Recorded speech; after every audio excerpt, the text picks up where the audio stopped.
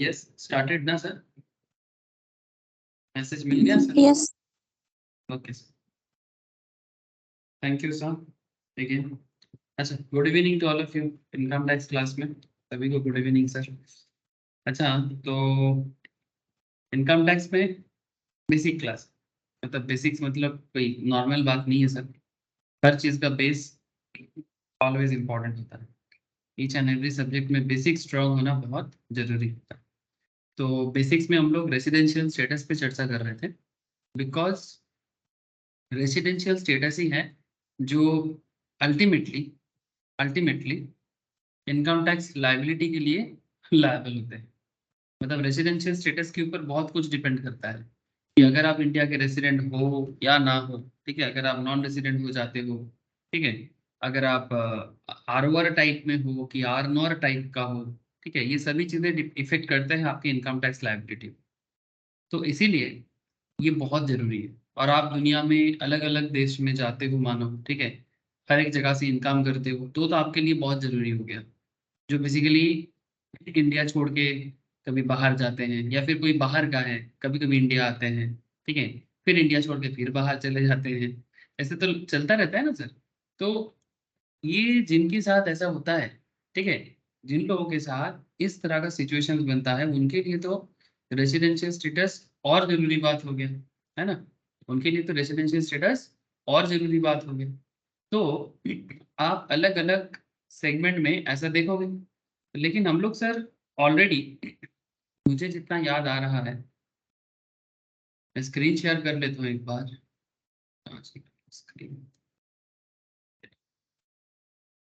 मुझे जितना याद आ रहा है सर, मैं रेसिडेंशियल स्टेटस पे आप लोगों को काफी सारा इंपॉर्टेंट पॉइंट बता दिया, प्रोविजन डिस्कस कर दिया था, ठीक है, लिखा भी दिया था कि भाई क्या क्या चीजें मेनली आपको याद रखना है। ठीक है, मैं तो थोड़ा ज्यादा समय इसलिए दे रहा हूँ क्योंकि रेसिडेंशियल स्टेटस बहुत वाइटल है। सेक्शन 6 जहाँ पर रेसिडेंस इन इंडिया के बारे में मेनली बताया गया था, ठीक है, तो ये सब मैं बोला है सर, ये सब मैं बोला। अगर किसी भी चीज में किसी को कोई डाउट है तो एक बार को जरूर मुझे पूछ ले। एच कब रेसिडेंट होता है, मतलब एक हिंदू अनडिवाइडेड फैमिली, ठीक है, एक इंडिविजुअल का रेसिडेंशियल स्टेटस, एक एच का रेसिडेंशियल स्टेटस, ठीक है, मतलब उनके केस में थोड़ा डिफरेंशिएशन है सर, मतलब there is a little bit difference in individual and H के बारे में, ठीक है, बिकॉज वो बिजनेस का कंट्रोलिंग का मैटर है सर, क्वेश्चन करना चाहिए ना, यस क्वेश्चन करेंगे। अच्छा, जैसे मानो कंपनीज का रेसिडेंट, ये भी बहुत वाइटल है। कंपनी का रेसिडेंट क्या है? Company would be resident in India in any previous year if it is an Indian company or its place of effective management in that year is in India। अगर कोई company India का resident है या non resident है, इसको पता करना। Resident मतलब इंडिविजुअल से तो आसान है सर। एक इंडिविजुअल व्यक्ति जो होते हैं सर, इंडिविजुअल पर्सन जो होते हैं, इनका रेसिडेंशियल स्टेटस जब हम लोग मेजर करते हैं, इनका रेसिडेंशियल स्टेटस मेजर करना और कंपनी का रेसिडेंशियल स्टेटस मेजर करना कंपेरेटिवली इजी है, क्योंकि कंपनी के केस में आपको इतना सारा चीजें याद रखने का जरूरत नहीं पड़ता। मेनली जो याद रखने का जरूरत पड़ता है, that is a company would be resident in India in any previous year. मतलब जैसे कि अभी करेंटली अगर प्रीवियस ईयर जो आप लोग जब एग्जाम देने जाओगे, तब आपका एग्जाम के टाइम पे प्रीवियस ईयर हो जाएगा 22-23 जो अभी खत्म होगा इस मंथ पे। हार्डली 12-13 डेज बाकी हैं, और आपका प्रीवियस ईयर हो जाएगा, सॉरी असेसमेंट ईयर हो जाएगा 23-24। तो असेसमेंट ईयर 23-24 के हिसाब से प्रीवियस ईयर होता है 22-23, ठीक है, क्योंकि असेसमेंट क्या होता है, जिस साल आपका कैलकुलेशन होता है, और प्रीवियस ईयर क्या होता है, जिस साल का कैलकुलेशन होता है। दैट मीन्स 22-23 में जो भी आप इनकम करते हो, उसके हिसाब से 23-24 में देना पड़ता है। वो अलग बात कि कंपनीज के केस में एडवांस टैक्स देना पड़ता है। अभी मैं वो चीज में बात नहीं करूंगा, क्योंकि उसके लिए एक अलग क्लासेस चल रहा है एडवांस लेवल में, ट्यूसडे एंड वेडनेसडे का। स्पेशली जिनका भी बेसिक्स नहीं हुआ है, मैं उनको अभी तक उस क्लास में रेफर नहीं किया, लेकिन जो लोग पता है क्या है नहीं है, उनको मैं वो लोग वो वाला क्लास देखता है, ठीक है, थोड़ा वेट कर जाओ, अभी जरूरी नहीं है। तो एडवांस टैक्स टीडीएस की क्लास में वो सब बात कर रहे हैं आजकल। तो फिलहाल आप इतना समझो कि a company would be resident in India in any previous year if it is an Indian company or its place of effective management in that year is in India। अगर वो इंडियन कंपनी है तो India का resident तो हो जाएगा, और अगर उसका इफेक्टिव मैनेजमेंट जो है वो अगर इंडिया के अंदर है, इफेक्टिव मैनेजमेंट मतलब कंपनी चलाने के लिए जो जरूरी मैनेजमेंट होता है वो अगर इंडिया से कंट्रोल हो जाएगा तो इंडिया उसका रेसिडेंट हो जाएगा, मतलब वो इंडिया का कंपनी इंडिया का रेसिडेंट हो जाएगा। If the company is not an Indian company and it's POEM, POEM मतलब पोएम, शॉर्ट में पोएम बोल सकते हो आप, ठीक है। प्रिंसिपल ऑफ इफेक्टिव मैनेजमेंट अगर इंडिया से नहीं है, is also not in India in that year, it would become a non resident for that year. तो इन दैट केस वो कंपनी इंडिया का नॉन रेसिडेंट हो जाएगा। हाँ सर, कितना सिंपल कॉन्सेप्ट है, ठीक है, कितना सिंपल हो गया ना। तो ये कंपनीज के केस में होता है, ये कंपनीज के केस में होता है। एक बार आपको रिवाइज करा दो क्या? चलो सर फटाफट आपको मैं एक बार रिवाइज करा देता हूँ। रिवाइज करने के बाद मैं आपको लेके कहाँ जाऊंगा? सर ज्यादा कहीं नहीं जाना, कहीं नहीं है, बस एक क्वेश्चन मैं आप लोगों को दिया था उसको सॉल्व करना है, फिर एचयूएफ रिलेटेड क्वेश्चंस को सॉल्व करना है, ऐसा ही क्वेश्चन ही डील करना है। लेकिन क्वेश्चन डील करने से पहले मैं एक बार आपको समरी करके रेसिडेंशियल स्टेटस को बताना चाहता हूँ कि आपको रेसिडेंशियल स्टेटस में मेन मेन क्या पॉइंट पढ़ना चाहिए और उसके ऊपर बेस करके क्वेश्चंस कैसा होता है। ऑलरेडी प्रीवियसली 3-4 लेक्चर्स हो चुका है सर सिर्फ रेसिडेंशियल स्टेटस पे, तो आप समझ सकते हो कि काफी डिटेल्स में बातचीत हो रहा है। तो सेक्शन 6 में ये बोला गया कि एक इंडिविजुअल के केस में क्या होता है कि एक इंडिविजुअल रेसिडेंट होगा, ऑर्डिनरी रेसिडेंट होगा, कैसा कैसा हो सकता है। एक इंडिविजुअल रेसिडेंट होगा, वो डिपेंड करता है, ये सब के ऊपर मैंने आप लोगों को नोट्स भी लिखा के रखा सर, है ना। ये सब आप लोगों के पास कॉपी में नोट्स भी होगा, क्योंकि ये मैंने फर्स्ट डे में एकदम सिंपल लैंग्वेज में मैं आप लोगों को लिखा के रखा, तो इसीलिए मैं बार बार बोल रहा हूँ सर। तो लेकिन मैं अभी तो जस्ट आपको समरी डिस्कस कर रहा हूँ, इसलिए मैं ज्यादा डिटेल्स में नहीं जाऊँ। जैसे कि सेक्शन 6 सबसेक्शन 1 में किसी भी इंडिविजुअल का रेसिडेंशियल स्टेटस मेजर किया जाता है, ठीक है। अब वो रेसिडेंशियल मतलब इंडिविजुअल रेसिडेंट है कि नहीं नॉन रेसिडेंट है, उसमें दो कॉन्सेप्ट काम करता है। एक सेक्शन 6 सबसेक्शन 1 के तहत इन सिंपल बोल रहा हूँ कि आप सबसे पहले ये डिसाइड करो कि आप रेसिडेंट हो कि नॉन रेसिडेंट हो, ठीक है। सर अगर आप रेसिडेंट होते हो तो सिंपल कॉन्सेप्ट काम करता है ना कि आपको प्रीवियस ईयर में 182 डेज इंडिया में रहना पड़ेगा, है ना सर। बेसिक कंडीशन, इसी को बेसिक कंडीशन कहते हैं, आप लोग जानते हो? सर जानते हैं तो फिर क्यों बता रहे हैं? अरे सर जानते हैं फिर भी वही गलती कर बैठते हैं स्टूडेंट, इसलिए थोड़ा रिपीट दे रहा हूँ। सेक्शन 6 सबसेक्शन 1 के तहत अगर कोई बंदा इंडिया का रेसिडेंट है तो उसका बेसिक कंडीशंस में कोई भी एक कंडीशन फुलफिल करना पड़ता है। और ये बेसिक कंडीशंस के बारे में सेक्शन 6 सबसेक्शन 1 क्लॉज ए के अंदर डिटेल्स में बोला गया है कि इंडिया में अगर वो 182 दिन 182 डेज रह जाता है तो उसे हम इंडिया का रेसिडेंट कर देंगे। सर अगर मानो कोई ये कंडीशन फुलफिल नहीं कर लेता तो फिर उसके लिए दूसरा कंडीशन है, he must be present in India for period of 60 days और more during the previous year and 365 और more days during 4 previous year immediately preceding the previous year. That is very simple sir.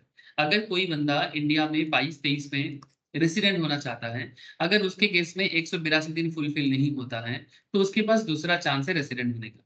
क्या chance है? 22-23 previous year में, मतलब कोई भी previous year जब भी चलता है, 22-23 प्रीवियस ईयर में रेसिडेंट होना है तो प्रीवियस ईयर में कम से कम 60 दिन भारत में रह जाओ भाई, कम से कम 60 दिन। और इसके पिछले ठीक 4 साल में इमीडिएट प्रीसीडिंग 4 प्रीवियस ईयर्स में 365 दिन इंडिया में रह जाओ भाई। अगर इतना कर लेते हो, कोई भी एक फुलफिल हो जाए तो आप रेसिडेंट हो। सर अगर कोई भी एक फुलफिल नहीं होता है आप नॉन रेसिडेंट हो। अब जैसे आप रेसिडेंट हो जाओगे फिर आपके सामने सेक्शन 6 सबसेक्शन 6 आ जाता है, सेक्शन 6 सबसेक्शन 6 आ जाता है। फिर सेक्शन 6 सबसेक्शन 6 आपको क्या पूछता है? सेक्शन 6 सबसेक्शन 6 आपको एडिशनल कंडीशंस पूछते हैं कि भाई रेसिडेंट तो बन गए, बट किस टाइप का रेसिडेंट? किस टाइप का रेसिडेंट? एडिशनल कंडीशंस, मतलब रेसिडेंट तो है बट कैसा रेसिडेंट? सर ये मैं पहली बार नहीं बोल रहा हूँ, ये दूसरी तीसरी चौथी बार शायद बात कर रहा हूँ। सेक्शन 6 सबसेक्शन 6 के तहत आप रेसिडेंट हो बट कैसे रेसिडेंट? आरओआर टाइप का कि आर नॉर टाइप का? उसमें भी दो कंडीशंस आता है, लेकिन इस बार एक चीज का ख्याल रखना पड़ता है। जैसे सेक्शन 6 सबसेक्शन 1 में कोई भी एक कंडीशन फुलफिल करना पड़ता है, सेक्शन 6 सबसेक्शन 6 के तहत आपको दोनों में से दोनों कंडीशन ही फुलफिल करना, सिंपल, ठीक है। आपको पिछले 10 साल में एटलीस्ट 2 बार रेसिडेंट होना चाहिए और पिछले 7 साल में 730 डेज या उससे ज्यादा दिन इंडिया में रहना पड़ेगा। ये सब मैं पहले कैलकुलेशन करके दिखा चुका, तो अभी मैं और कैलकुलेटिव वे में नहीं जाऊंगा, मतलब प्रेजेंटेशन करके हो चुका है। सो करेंटली मैं उस डिटेल्स में नहीं जाऊंगा, ठीक है, क्योंकि रिपीट टेलीकास्ट है ये रिवीजन टेलीकास्ट है, तो फिर इसमें और क्यों बार बार एक ही बात करूं, ठीक है।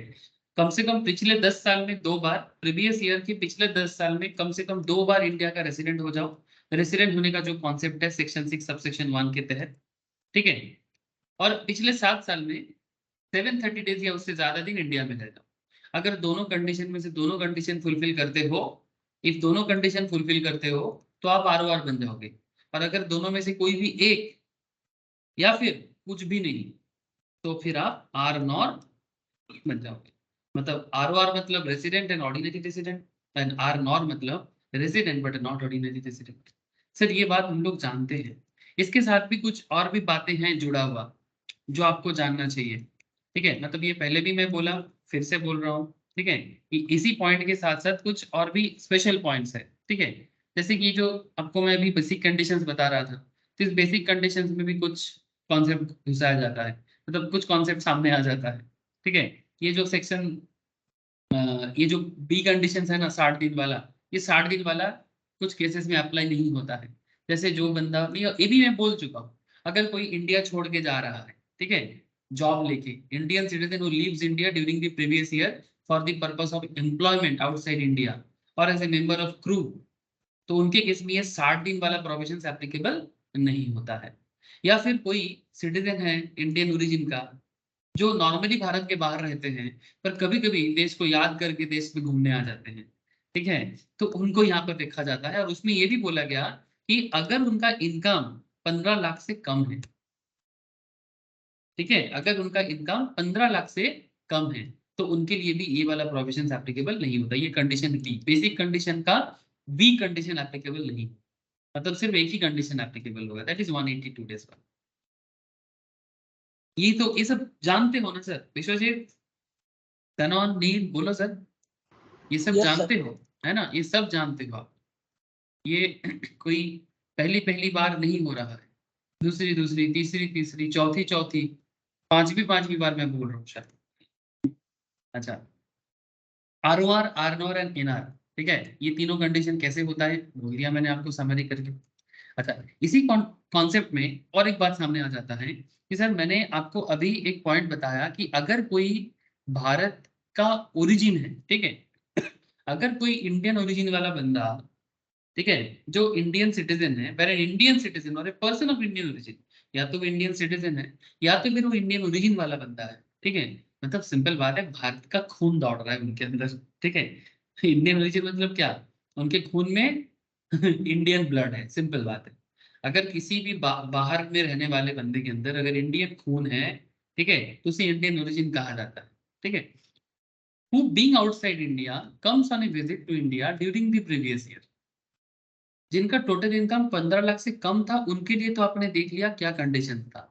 लेकिन अगर कोई ऐसा है जिनका इनकम 15 लाख से ज्यादा होगा, ऐसा भी तो हो सकता है ना, ऐसा भी तो लोग होंगे जिनका इनकम 15 लाख से ज्यादा होगा। तो अगर कोई इंडियन सिटीजन और person of Indian origin who being outside India comes on a visit to India during the previous year, मतलब अगर आप 23-24 असेसमेंट ईयर में कैलकुलेशंस कर रहे हो और 22-23 में आप उनका रेजिडेंशियल स्टेटस देख रहे हो, और अगर वो इंडियन सिटीजन और इंडियन ओरिजिन वाले बंदा या बंदी जो भी बोलो आप, ठीक है, दैट पर्टिकुलर ह्यूमन बीइंग ही और सी में भी इंडिया में आते हैं प्रीवियस ईयर में, और जिनका टोटल इनकम फॉरेन सोर्स को छोड़ के other than the income from foreign source, ये बात पहले भी बोला है, 15 लाख से ज्यादा हो जाता है, देन उनका रेजिडेंशियल स्टेटस के लिए दिन का क्या कैलकुलेशन है सर, ये तो आपको पता है 182 दिन से ज्यादा होगा तो वो भारत का हो जाएगा, दैट इज बेसिक का फर्स्ट कंडीशन। लेकिन सेकंड कंडीशन जो है जिसमें 60 था, अगर कोई 15 लाख से नीचे वाला है, अगर कोई less than equals to 15 lakh वाले केस में है, फॉरेन सोर्स छोड़ के अगर कोई कमाता है, तो उनके केस में तो 60 दिन वाला कॉन्सेप्ट एप्लीकेबल नहीं होता। बट अगर किसी का income greater than 15 lakh category में चले जाते हैं, तो उनके लिए तो 60 डेज की जगह 120 दिन का प्रोविजन आ जाता है, 120 डेज और more during the previous year, and 360 days, मतलब 60 जो था बेसिक कंडीशंस का कंडीशंस बी सब्स्टिट्यूट होके 120 दिन का कंडीशंस में आ जाएगा। और पिछले 4 साल में previous exactly immediate preceding 4 years में 365 डेज का कंडीशंस भी आ जाएगा। मतलब बस ये 60 चेंज होके 120 हो जाएगा अगर उनका इनकम फॉरेन सोर्स को छोड़ के 15 लाख क्रॉस करके आगे निकलता है। अगर उनका इनकम फॉरेन सोर्स छोड़ के 15 लाख से ज्यादा हो जाता है। अब इसमें भी आपको थोड़ा सा समझना पड़ेगा, ये जो पर्टिकुलर इंडियन सिटीजन हैं जो इंडियन ओरिजिन वाले बंदे हैं, इसको मैं कहानी करके आपको पहले भी समझाया, ठीक है। मानो कि सिंपल एग्जांपल, विश्वजीत फॉरेन में रहते हैं, ठीक है। विश्वजीत फॉरेन में रहते हैं, कभी कभी भारत आते हैं, इंडियन ओरिजिन वाले बंदे हैं, है ना।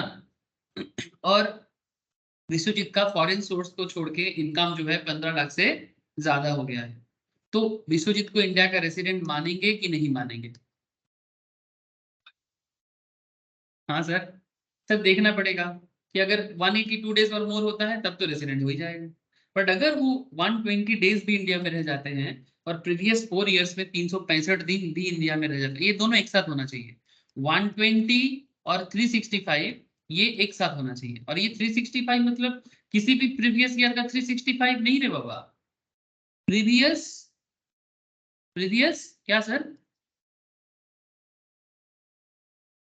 4 इयर्स। एग्जैक्टली प्रीवियस 4 इयर्स, जिस पर्टिकुलर प्रीवियस ईयर का आप कैलकुलेशन कर रहे हो उसके पिछले ठीक 4 साल का 365 दिन, है ना सर। आप लोगों को बात याद आ रहा है ना सर? ये सब बहुत वाइटल है, इसीलिए थोड़ा याद दिला रहा हूँ। इसके साथ साथ एक चीज और देखना पड़ेगा। अच्छा, अगर इसमें से कोई भी कंडीशन फुलफिल करे, कोई भी, हाँ इसीलिए तो बोला है और, तो विश्वजीत अगर इंडियन सिटीजन है या ओरिजिन वाले बंदे हैं जो भारत के बाहर रहते हैं और इंडिया विजिट करते हैं और उनका इनकम 15 लाख से ज्यादा है फॉरेन सोर्स को छोड़ के, और वो भारत में 182 डेज या उससे ज्यादा इक्वल्स और ग्रेटर देन इक्वल्स रहते हैं तो रेसिडेंट हो गया। लेकिन सर अगर 182 डेज वाला कंडीशंस में नहीं है तो देखना पड़ेगा क्या 120 वाले में आएगा।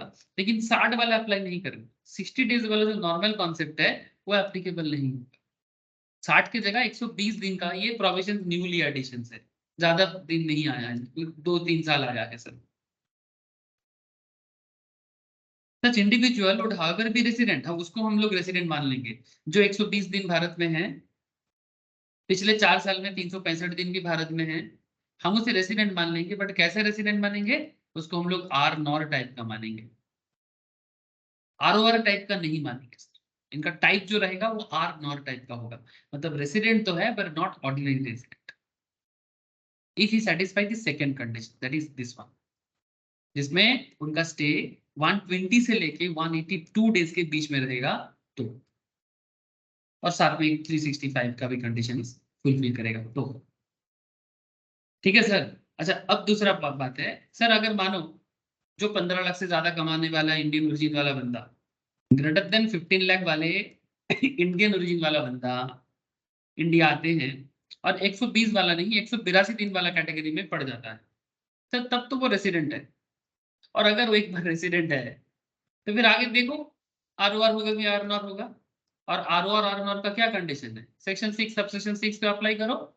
मतलब वही पिछले 10 साल में 2 बार रेसिडेंट है कि नहीं, पिछले 7 साल में 730 दिन इंडिया में रहा है कि नहीं। अगर दोनों कंडीशन में से दोनों कंडीशन फुलफिल हो जाए तो रेसिडेंट है, मतलब आर ओ आर है, अगर नहीं है तो आर नॉर है। बात समझे सर? बोलो सर। ये वाला बहुत इंपॉर्टेंट पार्ट माना जाता है। ये जो मैं आपको इंडिविजुअल्स का थोड़ा रेसिडेंशियल स्टेटस का कॉन्सेप्ट याद दिलाया, ये बहुत ही इंपॉर्टेंट है। बेसिक कंडीशन, एडिशनल कंडीशंस, और ये 15 लाख का क्या केस है। आई होप कि आपको इस पॉइंट में कोई डाउट नहीं है। अगर अभी भी डाउट है तो क्लियर कर लो, नहीं तो क्वेश्चन में धक्का खा जाओगे, ठीक है। इसीलिए बोल दिया sir.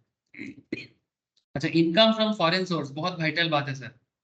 Income from foreign source means income which accrues और अराइज आउटसाइड इंडिया, जो इनकम देश के बाहर एक्रू हुआ है या फिर अराइज हुआ है, except income derive from a business controlled और प्रोफेशनल सेटअप इन इंडिया।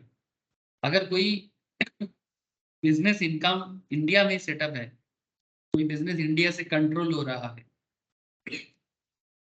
उसको फॉरेन सोर्स नहीं माना जाता, and which is not deemed to actualise in India, ठीक है।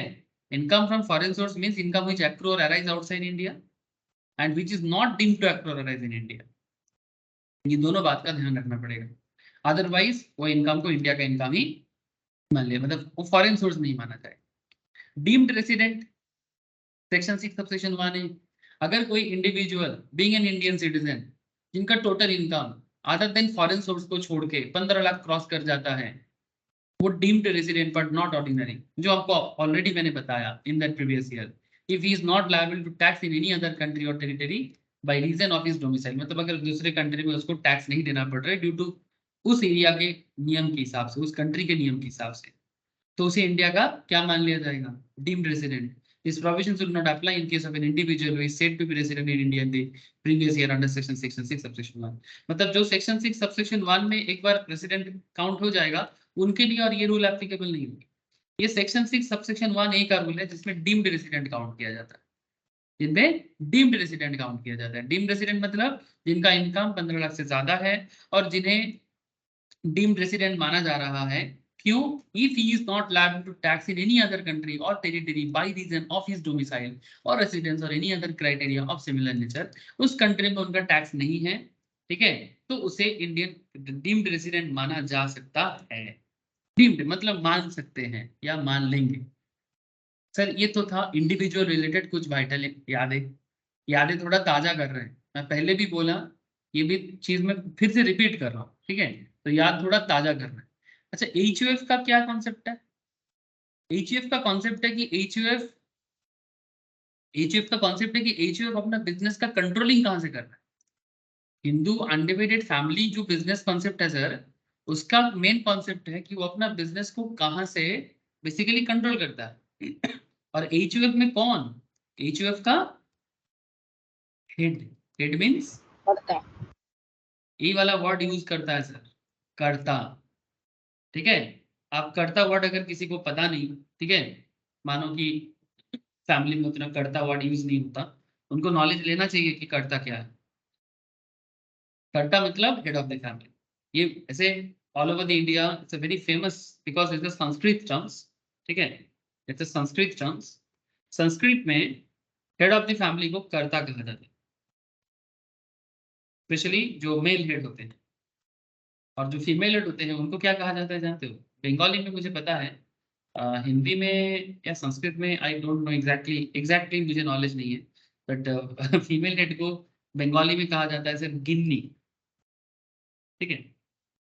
मुझे नहीं पता कि इसका हिंदी में भी गिन्नी कहा जाता है कि नहीं, मतलब मुझे नॉलेज नहीं है तो मैं बताऊंगा नहीं, क्योंकि लिंग्विस्टिक स्पेशलिस्ट में नहीं हूँ सर। ठीक है सर, आपको लिंग्विस्टिक स्पेशलिस्ट होने का जरूरत भी नहीं है, आप टैक्स पढ़ा दो यही काफी है। Thank you sir. अच्छा, HUF, ROR are not non-resident. HUF would be resident in India if the control and management of its affairs is situated wholly or partly in India. इस बात का याद रखिएगा, अगर बिजनेस का कंट्रोल पार्टली या Holi India से होता है, मतलब एक जॉइंट बिजनेस, फैमिली बिजनेस का, तो हम उस बिजनेस को इंडिया का रेसिडेंट मान लेते हैं। But if the control and management of the affairs is situated Holi outside India, और अगर हिंदू अनडिवाइडेड फैमिली का बिजनेस का कंट्रोल फुल्ली होली भारत के बाहर चलता है, तो उसको इंडिया का रेसिडेंट नहीं माना जाएगा। If HUF is a resident, then the satisfaction of otherwise of additional condition by कर्ता would be determined whether HUF is ROR and RNOR। Sir इस बात का स्पेशल ध्यान रखिए, HUF का रेसिडेंशियल स्टेटस डिपेंड करता है, मतलब HUF रेसिडेंट होगा कि नहीं होगा, इसका डिपेंडेंसी है सेक्शन 6 सबसेक्शन 2 में। मतलब इसमें सिंपल ये देखा जाता है कि क्या HUF का बिजनेस का कंट्रोल इंडिया से है होली और पार्टली, अगर है फिर वो पर्टिकुलर मतलब HUF इंडिया का रेसिडेंट हो जाता है।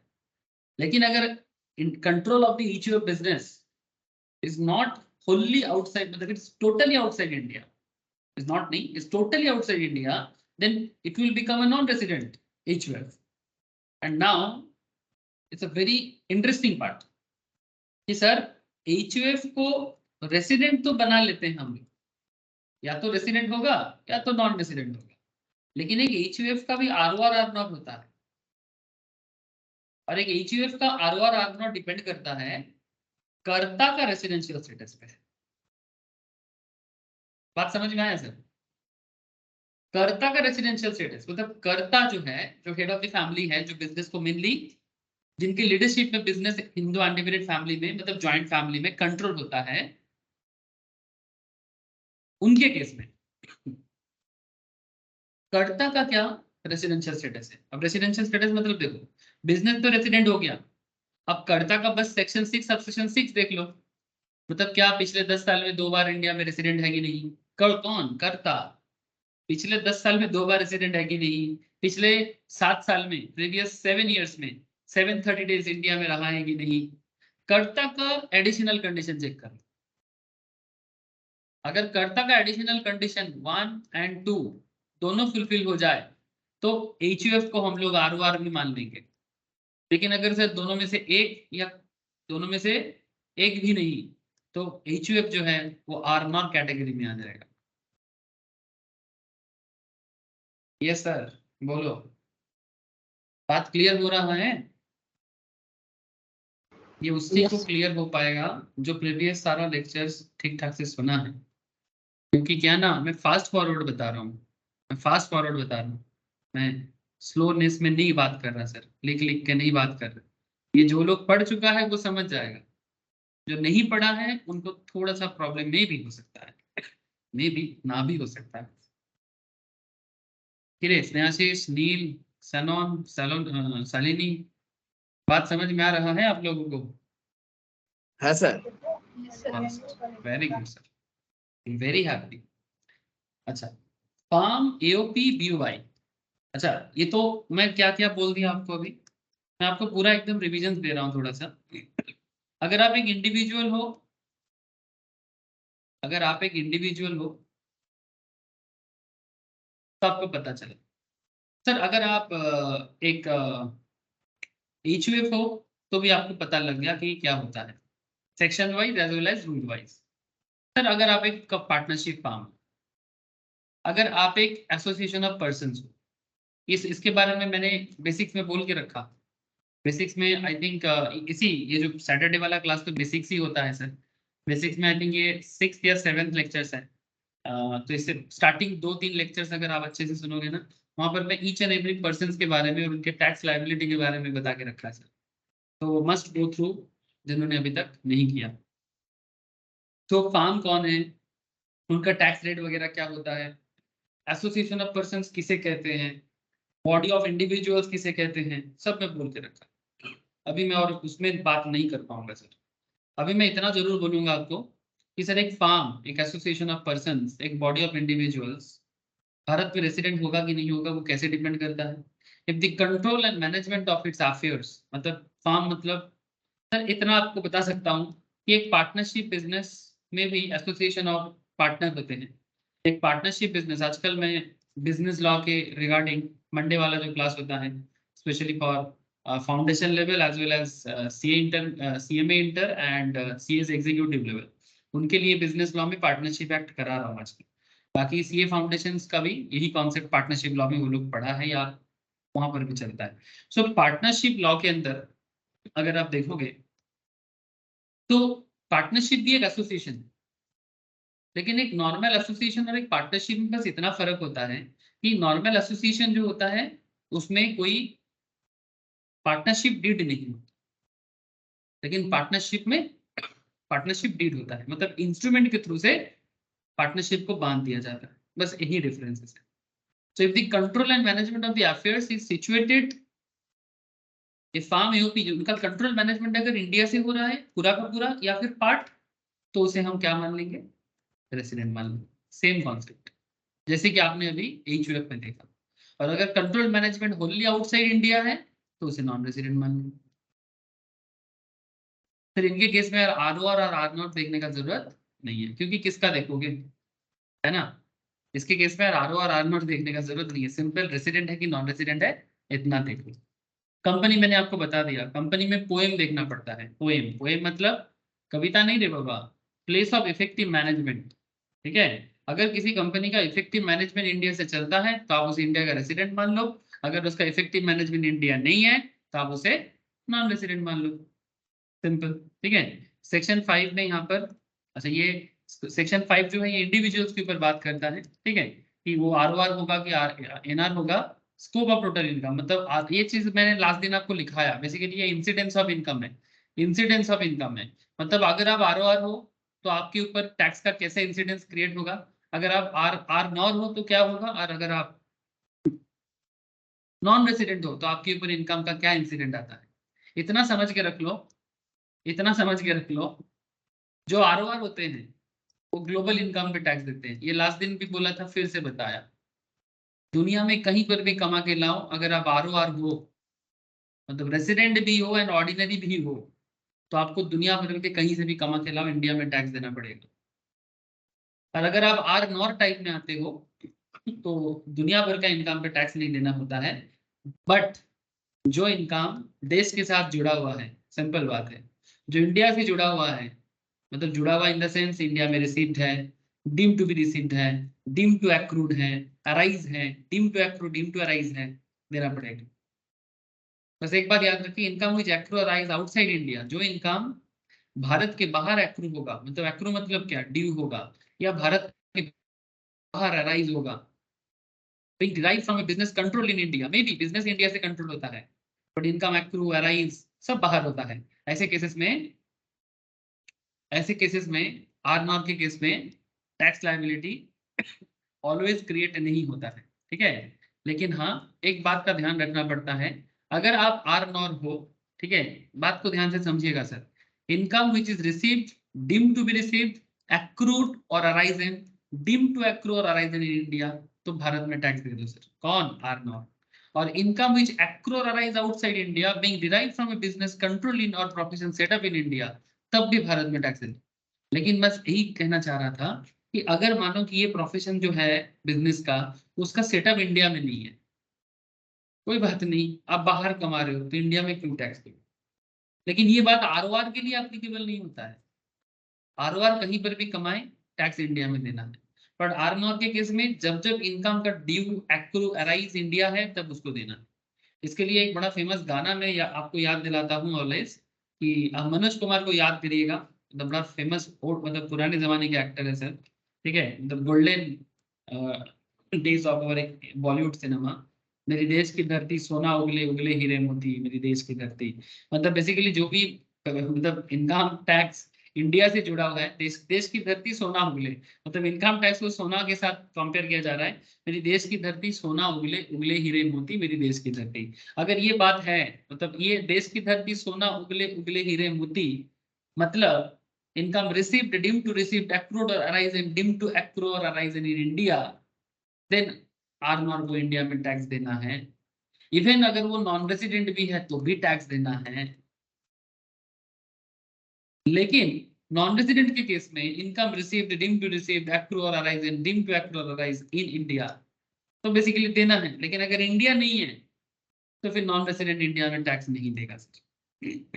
ये जो पर्टिकुलर पॉइंट है ना, ये बहुत जरूरी पॉइंट है, इसको जो भूल जाएगा उसको दिक्कत हो जाएगा सर। तो ये है रेसिडेंशियल स्टेटस का, मतलब एक शॉर्टकट रिवीजन। क्या सर, शॉर्टकट रिवीजन बोल सकता हूं मैं इसको? यस सर, आपका इच्छा है आप नाम दे दो सर। तो फिर आप क्या कराओगे सर? अभी मैं आपको बोला था ना, क्वेश्चन कराना है। चलो सर, आप लोग मेरे साथ साथ हो? क्या आप लोग को आवाज आ रहा है सर? कनेक्टेड हो?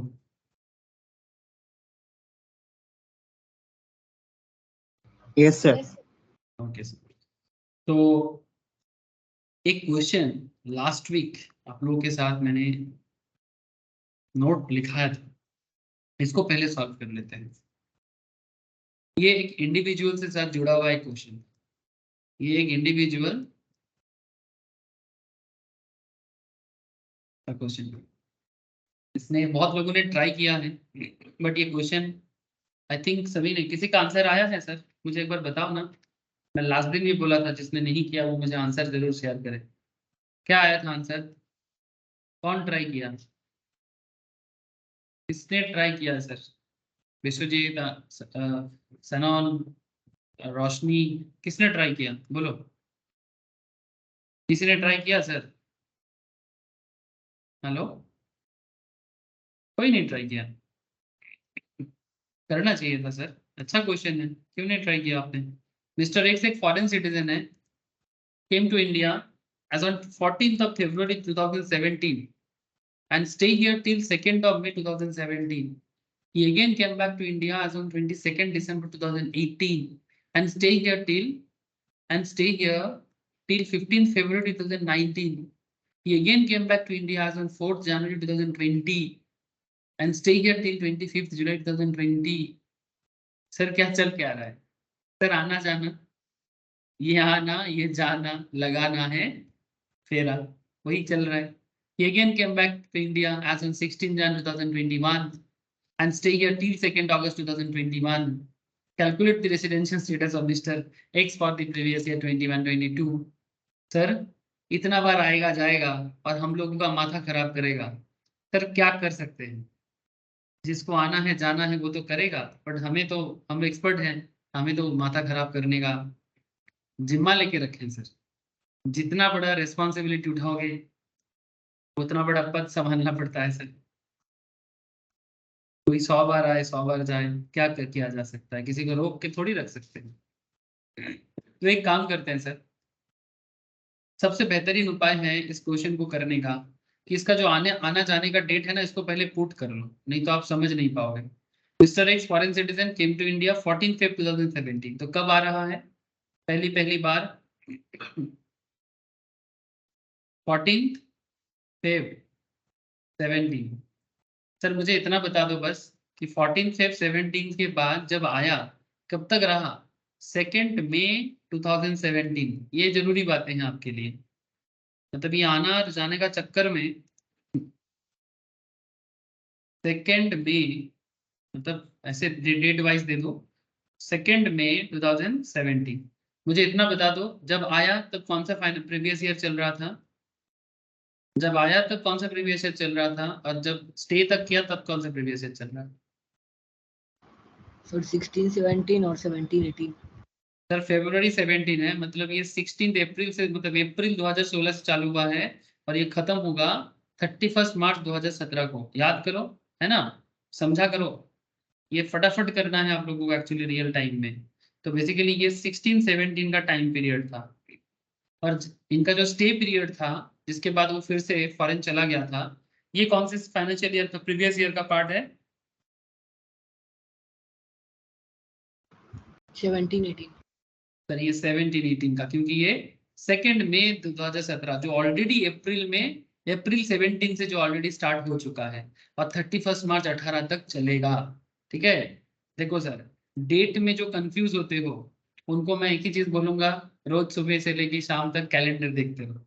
ठीक है, कितना महीना है, हाँ सर कितना महीना है, उसमें कितना डेट है, मतलब कितना डे है। ठीक है, ये कंफ्यूजन दूर करने का एक ही तरीका है, जो आता नहीं उसे प्रैक्टिस से ही अच्छा किया जा सकता है। Next, previous year. अब फिर से जब वो इंडिया में स्टे करके वापस चला गया था, फिर कब कब इंडिया आया? अगेन केम बैक, अगेन कब आया? 22 दिसंबर को आया सर, 22 दिसंबर 2018 को, और रहा 15 फेब 2019 तक। चलो इसका हिसाब लगा दो, 22 दिसंबर 18, 22 दिसंबर 2018 इंडिया में रहा है, 15 फेब 19, 15 फेब 19, इसी में मेहनत है सर, बाकी तो आप समझ जाओगे। तो 22 दिसंबर 18 से 15 फरवरी 19, प्लीज टेल मी, जल्दी बोलो प्रीवियस ईयर क्या है इसका? 18 19, और ये 18-19। 18 19। सर लेकिन ये तो और भी आना जाना किया है। Yes, he again came back to India as on 4th of January 2020, और उसके बाद 25 जुलाई 2020 तक रहा। सो 4th जन 2020 एंड 25 जुलाई 2020, ये आपका आना जाने का डेढ़ा का टाइम है। तो इसको वापस लिखो, 4th जनवरी 2020, कब तक रहा? 25 ऑफ जुलाई 2020। सही लिखा है ना, 25 जुलाई 2020। Thank you. लेकिन सर अब मुझे इतना बता दो कि 25 जुलाई 2020 तक वो तो इंडिया में रहा, अब इसका डेट भी कैलकुलेट कर लो भाई, इसका डेट भी कैलकुलेट कर लो सर जी। 4 जनवरी 2020 कौन सा प्रीवियस ईयर का पार्ट है? 19-20 19-20। और 25 जुलाई 2020 कौन सा प्रीवियस ईयर का पार्ट है? 20-21 सर अभी भी कुछ काम बाकी है। इसके बाद वो फिर से आया क्या कि again came back to India, पागल करके मार रहे हैं सर। जाना जाना है जा, रहना है रहे, क्या कर रहा है सर? आप गुस्सा हो जा रहे हो। नहीं सर, बस क्या है, 16 जैन को आया और कब तक रहा? 2 अगस्त 21 तक। 16 जैन 21 एंड 2 अगस्त 21, चलो यही लास्ट है। 16 अगस्त 2021 कब तक रहा सर? बोलो। 2 अगस्त। क्या हुआ, गलत हो गया क्या? 16 जैन, सॉरी 16 जनवरी, गलत बोल दिया, आप लोगों ने कुछ बोला नहीं, गलती पकड़िएगा सर। 16 जनवरी से 2 अगस्त 21। सर अब बताओ ये कौन सा प्रीवियस ईयर का पार्ट है? 20-21 20-21, ठीक से बोलो। यस 20-21 2021। और ये 21-22 जर्नी खत्म, मतलब as per the question, as per the question journey खत्म हो गया सर। बस ये जर्नी पीरियड था, आना जाना करके खत्म कर दिया। यहाँ से स्टार्ट किया, फिर यहाँ तक आया, फिर यहाँ, फिर रहा, फिर चला गया, फिर आया, फिर चला गया, फिर आया, फिर यहाँ तक आके खत्म हुआ। ठीक है, ओके ना सर? अब इस आने जाने के चक्कर में उनका इंडिया में रहना हुआ, है ना? इंडिया में रहा है तो फिर इनकम भी जनरेट हुआ। अब इनकम जनरेट कहीं पर भी करें, इंडिया में कितना दिन है ये बहुत जरूरी बात है। अब इनकम टैक्स डिपार्टमेंट क्या है ना, एकदम टूटी पकड़ के टूटी पकड़ लेगा आपका कि भाई इतना दिन भारत में हो, चलो टैक्स निकल, छोड़ के जाओ भाई। छोड़ेंगे नहीं, आज ना छोड़ेंगे, दम दमादम। हाँ, तो कैलकुलेट करने के लिए हम लोग जो सीखे थे, याद करो क्या सीखे थे? फॉर्मेट, एक छोटा सा फॉर्मेट सर, जिसको करने में थोड़ा समय लगता है मे बी, क्योंकि ये बड़ा क्वेश्चन है, इसको और कोई तरीके से करना बहुत मुश्किल हो सकता है। तो आप एक हिसाब लगाओ, प्रीवियस ईयर आपका क्या है? हम लोग कौन सा प्रीवियस ईयर के कैलकुलेशन पूछे हैं सर?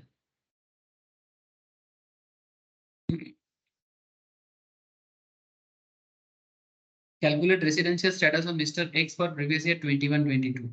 ठीक है, तो हमें पूछा गया है प्रीवियस ईयर 21-22 का। सो प्रीवियस ईयर मेरा क्या रहेगा? 21-22। इसका असेसमेंट ईयर मेरा है 22-23, मतलब जो अभी चल रहा है। ओके, करंट असेसमेंट ईयर यही चल रहा है।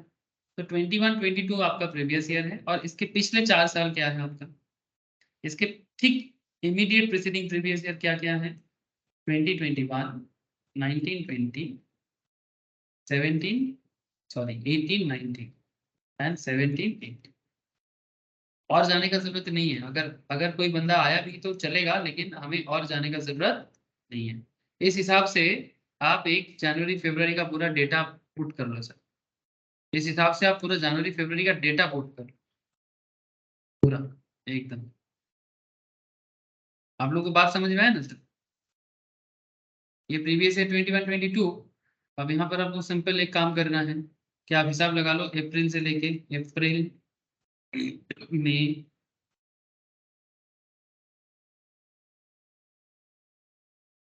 अच्छा मेरा यहाँ पर जगह थोड़ा छोटा पड़ जाएगा सर, मुझे नेक्स्ट पेज में जाना चाहिए। फॉर्मेट सेम रहेगा, बट अप्रैल में जून का मैं फॉर्मेट नेक्स्ट पेज में कर रहा हूँ।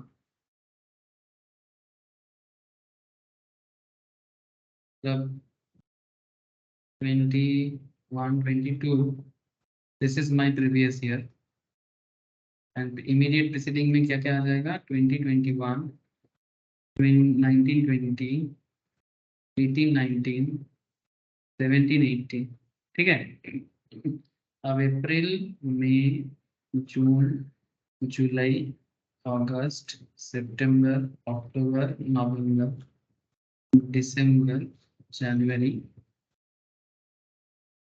फरवरी एंड मार्च, और एक टोटल का कॉलम बनाएंगे, ठीक है। टोटल डेज काउंट कर लिए, जरूरी होता है। तो 1718 में ये आपका जो फॉरेन बंदा है, ये कितना दिन भारत में रहा है? सर 1617 में आया है, बट 1617 मैंने क्यों नहीं लिया, कौन मुझे बता सकता है? मैंने 1617 डेट को क्यों यहाँ पर नहीं लिखा, कौन बताएगा मुझे? सर क्योंकि उनको इमीडिएट फोर प्रीसीडिंग ईयर का लेना है। क्योंकि हमें इमीडिएट 4 प्रीसीडिंग ईयर का लेना है, जो सारे के सारे रूल इमीडिएट 4 प्रीसीडिंग ईयर को ही लेने के लिए बोलता है। चाहे आप 15 लाख वाला केस भी देख लो, या फिर सिंपल बेसिक कंडीशंस को ही फॉलो कर लो, सेक्शन 6 सब सेक्शन 1 का। तो आपको जरूरत नहीं है तो फिर आप फालतू में क्यों काम तो बस आप इतना कर लो, आप इतना कर लो कि वो 1718 में वो इंडिया में कितना दिन रहा, बताओ सर, वो इंडिया में 1718 में कितना दिन रहा? इजीली कैलकुलेट हो सकता है। 2 मई 2017, तो सिर्फ मई का मंथ, अच्छा मई और मई के पहले अप्रैल भी रहा हो, है ना।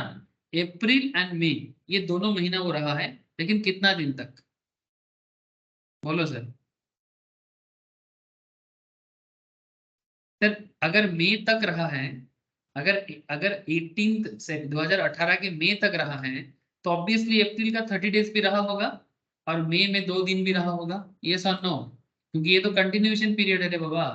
14 फरवरी 2017 से लेके 2 मई 2017 का जो टाइम पीरियड है, ये कंटिन्यूएशन पीरियड है। तो उस पीरियड में 1718 के अंदर अप्रैल का 30 डेज और मई का 2 डेज लेना है। और आप लोगों को पता है सर कि आने का दिन और जाने का दिन, है ना, जिस दिन आता है और जिस दिन जाता है, दोनों डेट क्या होता है, काउंट होता है। कैलकुलेट होता है। तो टोटल यहाँ पर 32 डेज रहा है। Very good sir. फिर 1819 में देख लो, हिसाब लगा लो। 20-21 में, सॉरी 21-22 में आपने देख लिया, नहीं सॉरी 17-18 में आपने देख लिया, 18-19 का बताओ। 18-19 में 22 में इंडिया में आया है। 22 मतलब दिसंबर में आया है। कब तक रहा? 15 फरवरी 2019 तक रहा। तो 18-19 में दिसंबर से लेके फरवरी तक, दिसंबर से लेके फरवरी तक, बोलो दिसंबर में कितना दिन होगा, बोलो। 9 दिन। दिसंबर में 9 डेज, बिकॉज 31 से सर दिसंबर 31 10 डेज होगा ना। अरे इसमें 22 से रहा 31 माइनस 22 कितना होता है? 9। 9, और जिस दिन, 21 से रहता है तो फिर होता हाँ 10। मैं समझा नहीं, सर अगर 21 से रहता है तो होता है 10 डेज। लेकिन 21 से तो रहा नहीं सर। यस सर, तो वही 9 डे हो रहा है। नहीं, वो तो 22 से इंडिया में आया ना। तो मैं क्या बोलता हूँ कि जिस दिन आया है, इस दिन को काउंट करना है। लेकिन अगर हम यहाँ पर 31 से 22 को माइनस कर देंगे, तो 22 तारीख वाला डेट माइनस हो जाएगा ना। मतलब आप हिसाब लगाओ, यस सर, 10 दिन। मतलब 23, 24, 25, 26, 27, 28, 29, 30, 31, कितना दिन होता है? 1 2 3 4 10 5 दिन 6 7 8 9, इसमें 9 दिन है, इसमें 9 दिन है ना। तो क्या इसमें 22 है? नो सर, तो फिर 22 को क्या करना है? इंक्लूड करना। ऐड करना है। 9 प्लस 1। तो जिस दिन आता है और जिस दिन जाता है, जिस दिन आता है और जिस दिन जाता है, उसको ऐड करना है। ये मैंने नोट भी लिखा है, आप लोग पूरा क्लास अच्छे से नोट डाउन करना सर। एक एक पॉइंट जिंदगी बना सकता है, और एक एक पॉइंट जिंदगी बिगाड़ भी सकता है। सर क्या बोलते हो, एक टैक्स का एक छोटा सा पॉइंट बिगाड़ देगा क्या? सर सोचोगे तो समझ में आएगा, ठीक है। चलो सर,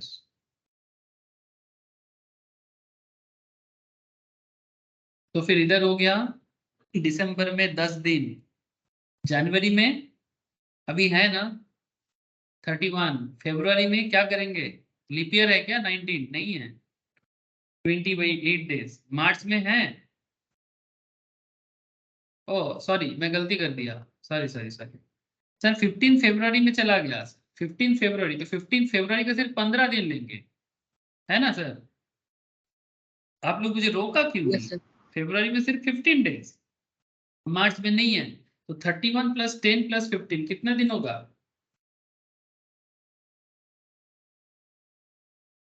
बाकी लोगों का भी जवाब दो 55 सर, 55 या 56, 56। सैनॉन, नील बोलो सर, शालिनी, रोशनी, स्नेहासी, सो रहा है ना आप लोगों को कैलकुलेशन, हाँ सर।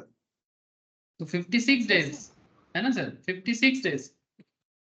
अच्छा 1920 का बताओ, 1920 का बताओ, ये तो 1819 का हो गया, अब 1920 में 4 जैन को आया और 25 जुलाई को गया, 1920, अच्छा 1920 में आया, फिर 25 जुलाई मतलब 20 21 21 21 20 21 में चला गया, पहले 1920 हिसाब कर लो, 4 जनवरी को आया है, 4 जनवरी को आया है और पूरा का पूरा 19 20 रहा है, जितना भी दिन है, तो जनवरी से हिसाब लगाओ सर, 4 जनवरी मतलब कितना दिन बाकी है जनवरी का, अभी भी 31 डेज का जनवरी होता है, तो 31 से 4 निकाल दो तो कितना दिन होगा, 28 27 होता है ना, 27 होगा, 28 +1 4 +1 करेगा, हाँ वेरी गुड सर, 27 करके +1 मतलब 4 का दिन जो है उसको भी लेना है, तो जनवरी में 28 डेज, फरवरी में, फरवरी लीप ईयर है ना, 2020 का फरवरी रे बाबा,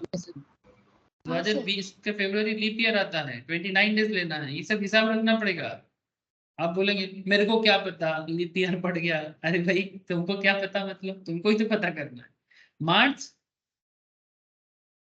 31 का खत्म, 88 डेज 88 डेज खत्म, साल खत्म हो गया, लेकिन उसका रहना कंटिन्यू है ना अभी भी, तो 20 21 में कितना दिन, 30 डेज, अप्रैल में 30, मई में 31, जून में 30, जुलाई में कब तक रहा, 25 जुलाई तक, 25 जुलाई तक, तो जुलाई में 25 डेज, जब तक रहा पूरा ले लेंगे और बाकी ब्लैंक कर देंगे, जैसे पूरा ब्लैंक नहीं होगा, क्यों, क्योंकि वो वापस 20 21 में ही वापस आया जनवरी में, पूरा ब्लैंक नहीं होगा, 16 जनवरी को वापस आ गया, तो 16 जनवरी को वापस आया, तो 16 जनवरी मतलब जनवरी पे 31 डेज होता है, और 31 से तुम 16 को हटाओगे तो कितना होगा 15, तो 15 + 1, सही कर रहे हो ना सर, 31 से 16 हटाओगे तो कितना होता है 15 होता है, 15 + 1 कर दो, मतलब अल्टीमेटली जनवरी में वो 16 डेज है, फरवरी में 28 डेज है, मार्च में 31 डेज है, हिसाब लगाओ, बीच में कुछ दिन गैप दिया था, अच्छा अभी वो कितना दिन भारत में पूरा है, 2 अगस्त 2021 तक 191 डेज, थैंक यू सर। अच्छा अब अभी कंटिन्यूएशन है ना, 21 22 में भी, 21 22 में कंटिन्यूएशन है, 21 22 में वो अप्रैल में इंडिया में कितना दिन है 30 डेज, मई में 31, जून में 30, जुलाई में 31, अगस्त में 2 दिन, अगस्त में 2 दिन 2 डेज ओनली, तो 21 22 भी खत्म हुआ, बाकी डैश लगा दो, कितना दिन होगा 104 120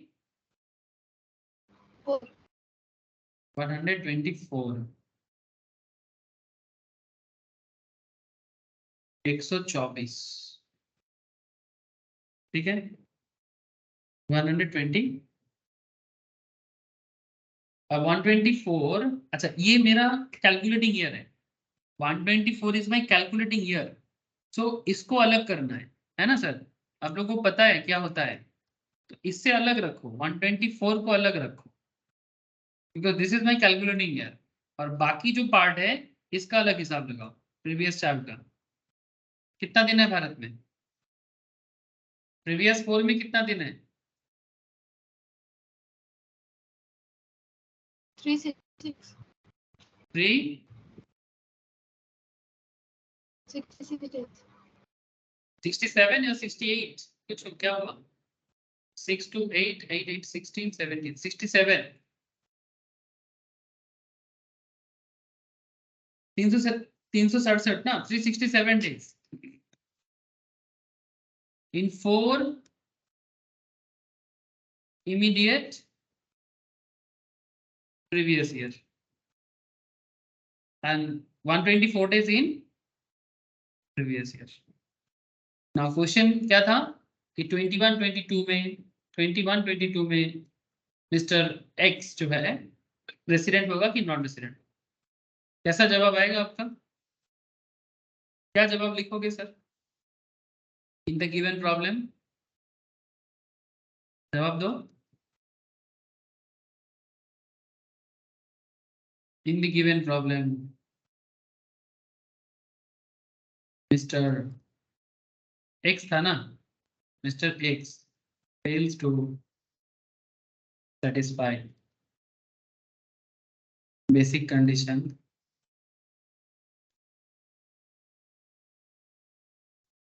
तो ऐसा लिख सकते हो condition A of basic condition sorry fails to satisfy basic condition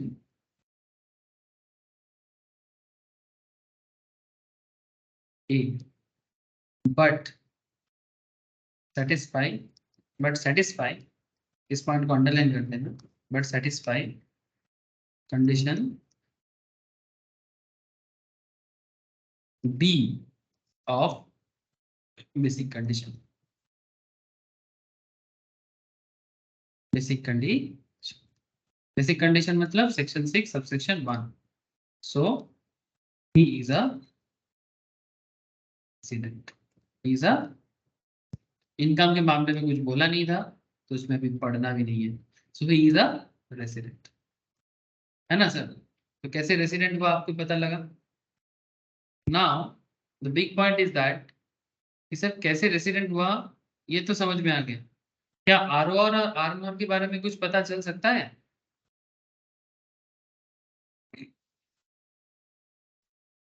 in this question क्या हम लोग फर्दर जो रेसिडेंट क्या है मतलब आर है कि आर नॉर है इसके बारे में कुछ बता सकते हैं सर? वेदर इज आर और R NOR,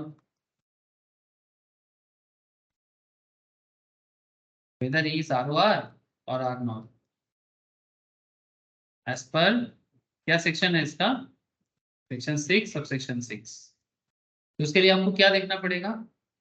whether is R और आर नॉर पिछले 10 साल में 2 बार रेसिडेंट होना पड़ेगा। तो सर पिछले 10 साल में 10 साल का डेटा मेरे पास है नहीं। पहला बात फॉरेन सिटीजन है। क्वेश्चन क्या था? What is the question? Mister X foreign citizen came to India as on 14 Feb 2017 and stay here till 2 May। अच्छा ये भी नहीं बताया कि फर्स्ट टाइम आ रहा है कि इससे पहले कभी आया है। तो बेसिकली ये क्वेश्चन आर और आर नॉर के लिए प्रॉपर नहीं है। हाँ सिंपली आर नॉर ही हो जाएगा क्योंकि 10 साल में 2 साल का डेटा अवेलेबल होना मुश्किल है और 7 साल में 730 दिन का भी डेटा होना मुश्किल है। So this type of questions basically जब ऐसा क्वेश्चंस होगा आपको ना आर और आर नॉट के बारे में पूछेगा तक नहीं, they just ask you whether is resident और नॉट। ठीक है सो इसमें हम लोग ना और इस मैटर पे और नहीं जाऊंगा। ठीक है आर और आर नॉट के और भी हजारों क्वेश्चन कराएंगे। ठीक है तो और भी क्वेश्चन आपको मिलेगा प्रैक्टिस के लिए सो उसमें देख लीजिए। पहले भी मैंने क्वेश्चन करवाया मेनली ये क्वेश्चन जो था रेसिडेंट और नॉन रेसिडेंट कैलकुलेशन करने के लिए बेहतर क्वेश्चन था। और सबसे बड़ा चीज ये जो आना और जाना और लगाना है फेरा। ठीक है मतलब ये जो आता है जाता है चलता रहता है ये खेल इस डेट को कैलकुलेट करने का तरीका क्या है वो बताया। एक गलती स्टूडेंट कर बैठते हैं वो ऊपर से नीचे कैलकुलेट करते हैं मतलब पहले 21-22 कैलकुलेट करेगा उसके बाद ज्यादातर स्टूडेंट ऐसा करता है मैं देखा हूँ 21-22 के बाद पीछे पीछे ऐसा करके आता है लेकिन ऐसा करने से गलती होने का चांसेस बढ़ जाता है। बेहतर ये है सेफ साइड है कि आप जब से आया है इस साइड से कैलकुलेट करो, ऐसा करते हुए आगे बढ़ो, ऐसा करते हुए आगे बढ़ो, आपका गलत होने का चांसेस कम हो जाएगा सर। ठीक है, ये मेरा सजेशन है, बाकी आप अपना बुद्धि सर्वोपरि रख सकते हो। ठीक है, ओके ओके सर, चलो सर, बहुत हुआ, बहुत हुआ, आगे बढ़ो। ठीक है सर, एक और क्वेश्चन करते हैं, ये थोड़ा हटके क्वेश्चन होगा, पर जरूर करें। हटके क्यों? बिकॉज बिकॉज बिकॉज ये इंडिविजुअल पे नहीं है, ये इंडिविजुअल पे नहीं है सर, तो फिर किस पे है?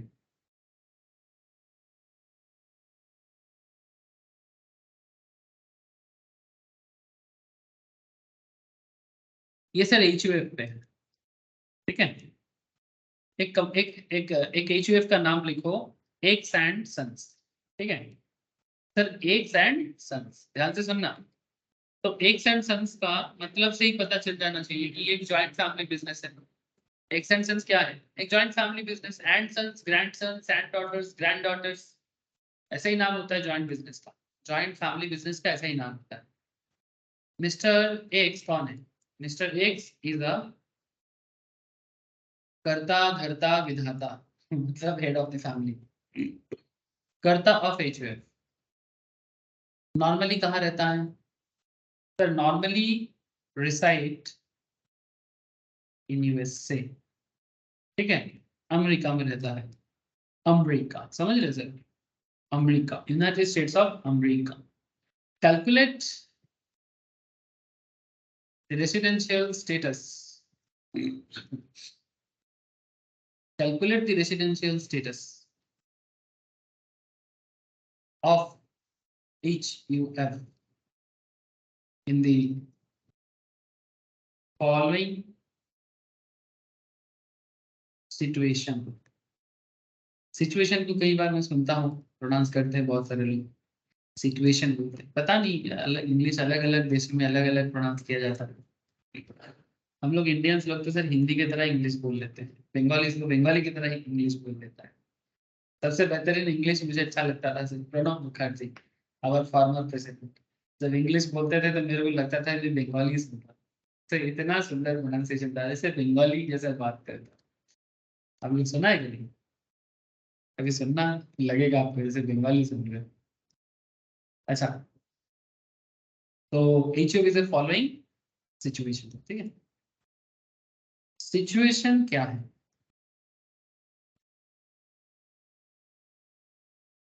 Situation A, mister x come to India for 100 days every year, हर साल मिस्टर एक्स इंडिया आते हैं, since अब से आएगा, एक डेट देना पड़ेगा, कम से कम 10 साल का डेट देना चाहिए। एक काम कर लो, 2010-11 कर दो, हाँ 2010-11 से आ रहा है इंडिया में। ठीक है, 2010-11 से इंडिया में आ रहा है, हर साल 100 दिन करके। B, mister X come to India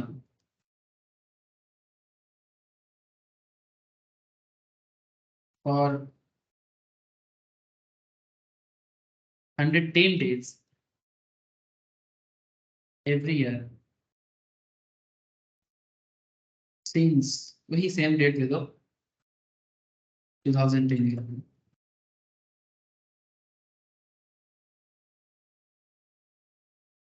तीन, mister X came to India for 50 days every year in the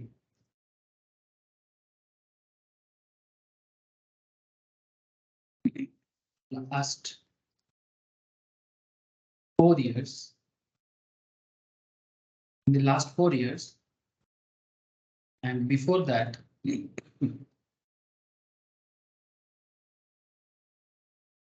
200 days every year since 2010.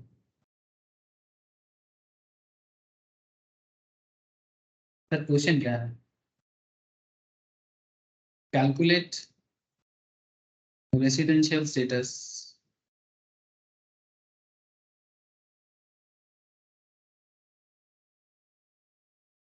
for the PY 21-22. First of all आप लोग मुझे इतना बता दो सर, आप लोगों ने क्वेश्चन लिख लिया? ये सब नो? Yes, sir. क्वेश्चन लिख लिया, थैंक यू सर। लेकिन अभी आंसर की तरफ बढ़ना है। ये HUF का क्वेश्चन है सर, ठीक है? तो HUF को कैलकुलेट करने का कॉन्सेप्ट तो आपको पता है ना? मैंने आज भी आपको पूरा प्रोविजन पढ़ाया। सो जब भी आपको ऐसा क्वेश्चन मिले, आपको क्या करना चाहिए?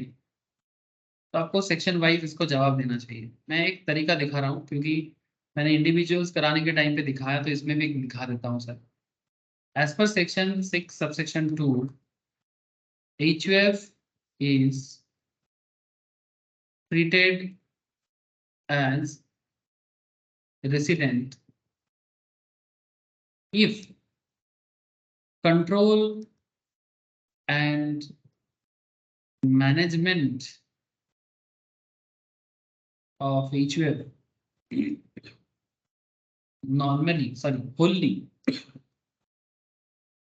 wholly, जब completely or partly is in India।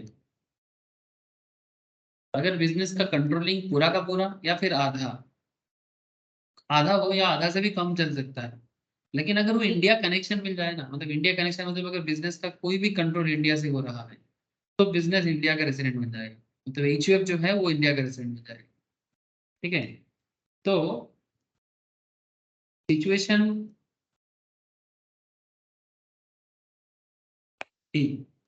हमारे पास 3 सिचुएशन है क्वेश्चन में। अगर आप लोग झांकोगे, क्वेश्चन को झांको तो समझ में आएगा। 3 सिचुएशन है, situation A, situation B, situation C। तो मैंने पहले सिचुएशन A कराता हूँ, फिर धीरे धीरे B, C की तरफ बढ़ूंगा। हर सिचुएशन आपके लिए अलग जवाब लेके आएगा सर। एक्चुअली एक क्वेश्चन के अंदर 3 क्वेश्चन, ठीक है? पहले हम सिचुएशन A देख लेते हैं, फिर B, फिर C, ऐसा करके जाएंगे। तो आपको इतना तो समझ में आ गया सर? मुझे इतना बताओ कि क्या बिजनेस कंट्रोल इंडिया से होता है? एक्स एंड सन्स का बिजनेस क्या इंडिया से कंट्रोल होता है? Normally decide in USA, calculate the residential status of HUF in following situation. क्या मिस्टर एक्स इंडिया में हर साल 100 दिन करके रहते हैं सर, 10-11 से सिंस 2010-11? क्या मिस्टर एक्स इंडिया में एवरी ईयर 100 डेज है? The answer is yes. तो इफ आंसर इज यस, इसका मतलब सेक्शन 6 सबसेक्शन 2 के तहत बिजनेस का कंट्रोलिंग एंड मैनेजमेंट होली नहीं पर पार्टली इंडिया से मेंटेन होता है। Hello, yes sir. है ना? इसी तरह से जवाब ढूंढना पड़ेगा। तो in the given problem, in the sir HUF ये रेसिडेंट ऑफ इंडिया है। इंडिया रेसिडेंट तो है एकदम बिल्कुल। In the given case mister x citizen of India, देखो पूरा खेल कर्ता के ऊपर बिलोंग करके जाएगा, हाँ, हेड ऑफ द फैमिली के ऊपर। In the given case mister x citizen of India came to India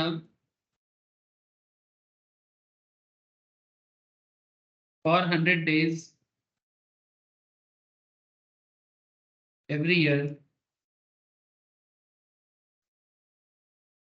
So the control and management, so the control and management is partly from India.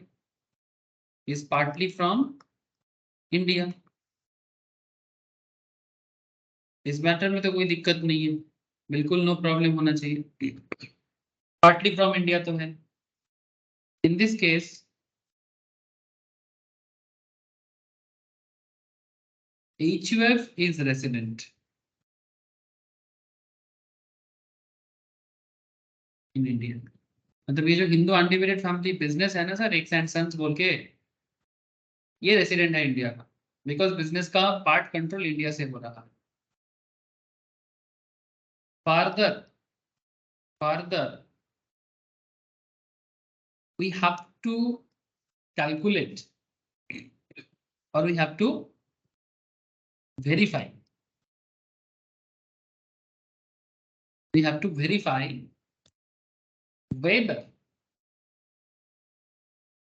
whether HUF is ROR or R not। क्या ये resident and ordinary resident है या resident और not ordinary resident है? ये पूरा खेल depend करता है कर्ता पे। इफ कर्ता सर आर नॉट होगा क्योंकि मतलब 100 डे मतलब रह रहा है, मतलब 100 डे रह रहा है, तो 7 साल में सिर्फ 700 डे पूरेगा, 730 नहीं होगा। Very good sir. इफ कर्ता of HUF satisfy additional condition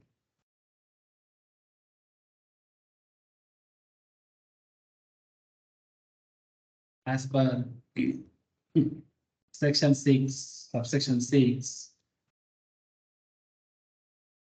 both the additional condition satisfy both additional condition as per section 6, then HUF is ROR, otherwise ऐसे लिखना है, ठीक है। सो चेक करो, देखते हैं कंडीशन, मतलब सेक्शन 6 सबसेक्शन 6 में कंडीशन ए का क्या है। आपको पता है कंडीशन क्या है, resident in 2 out of 10 previous year, out of 10 previous year। अब करेंटली हम लोग जो कैलकुलेशन कर रहे हैं वो 21-22 के लिए कर रहे हैं, तो 21-22 में वो ROR होगा कि RNOR होगा, कौन पहले तो कर्ता का देख लेंगे और कर्ता के ऊपर डिपेंड करके HUF का हो जाएगा। इसके पिछला 10 साल का अगर हिसाब दिखाया जाए तो 2021 कंडीशन है तो सेटिस्फाई कर जाएगा, क्योंकि पार्टली तो हो रहा है, मतलब पार्टली तो यहाँ से मिनट ही हो रहा है, Yes, sir। हो ही रहा है पूरा। वो उसी चीज को दिखाओ आप, ठीक है, मतलब आपके मन में रहने से थोड़ी होगा, एग्जामिनर को दिखाओ। 19-20, 18-19, 17-18, 16-17, ठीक है, एग्जामिनर को बताओ, थ्योरेटिकली बताओ, मैथमेटिकली बताओ, कुछ भी करके बताओ। 15-16, 14-15, 13-14, 12-13, और क्या है, 10 साल हो गया, 1 2 3 4 5 6 7 8 9 और 11-12 ना, 11-12। सर वो 10-11 से इंडिया में आ रहा है और हर साल 100 डेज करके, इवन करंट प्रीवियस ईयर में भी उसने 100 डेज आया, हर साल 100 डेज करके तो आया है ना, तो 100 करके वो आ रहा है। तो अगर देखा जाए, अगर कोई 100 करके आएगा तो आप एक चीज आप लोगों को पता है, कंडीशन बी फुलफिल कर जाएगा, कंडीशन बी जो है वो फुलफिल कर जाएगा, that is 60 days in previous year, है ना, that is 60 days in previous year, और पिछले 4 साल में 365 दिन होना चाहिए, 400 दिन हो जाएगा। ये नॉर्मली 60 डेज होना चाहिए, तो 60 डेज की जगह 100 दिन है, और पिछले 4 साल में 4 प्रीवियस ईयर में वी नीड 365 और हमारे पास 400 डेज है। तो कंडीशन ए सेटिस्फाइड है सर, कंडीशन ए सेटिस्फाइड, बिल्कुल सेटिस्फाइड है, but what about condition B? Condition B में पिछले 7 साल में, प्रीवियस ईयर के पिछले 7 साल में, current previous year is 21-22 as per our question, and पिछला 7 साल मतलब immediate preceding 7 previous year, that is 28, 2, 3, 4, 5, 6, 7, yes sir, up to 14-15, 14-15 से लेके 20-21, क्या प्रीवियस 7 इयर्स में 730 डेज होगा? नो, बिकॉज हर साल तो 100 डेज करके हैं। तो in 7 previous year condition B का क्या बताएंगे सर? कंडीशन बी नॉट सेटिस्फाइड,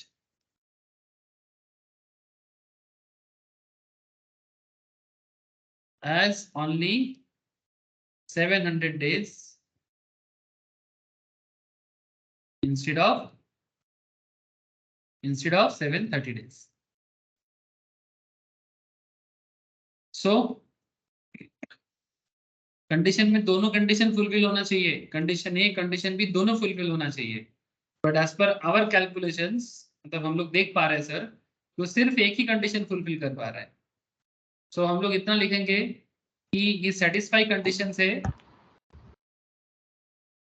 बोलो sir, mister x satisfy condition A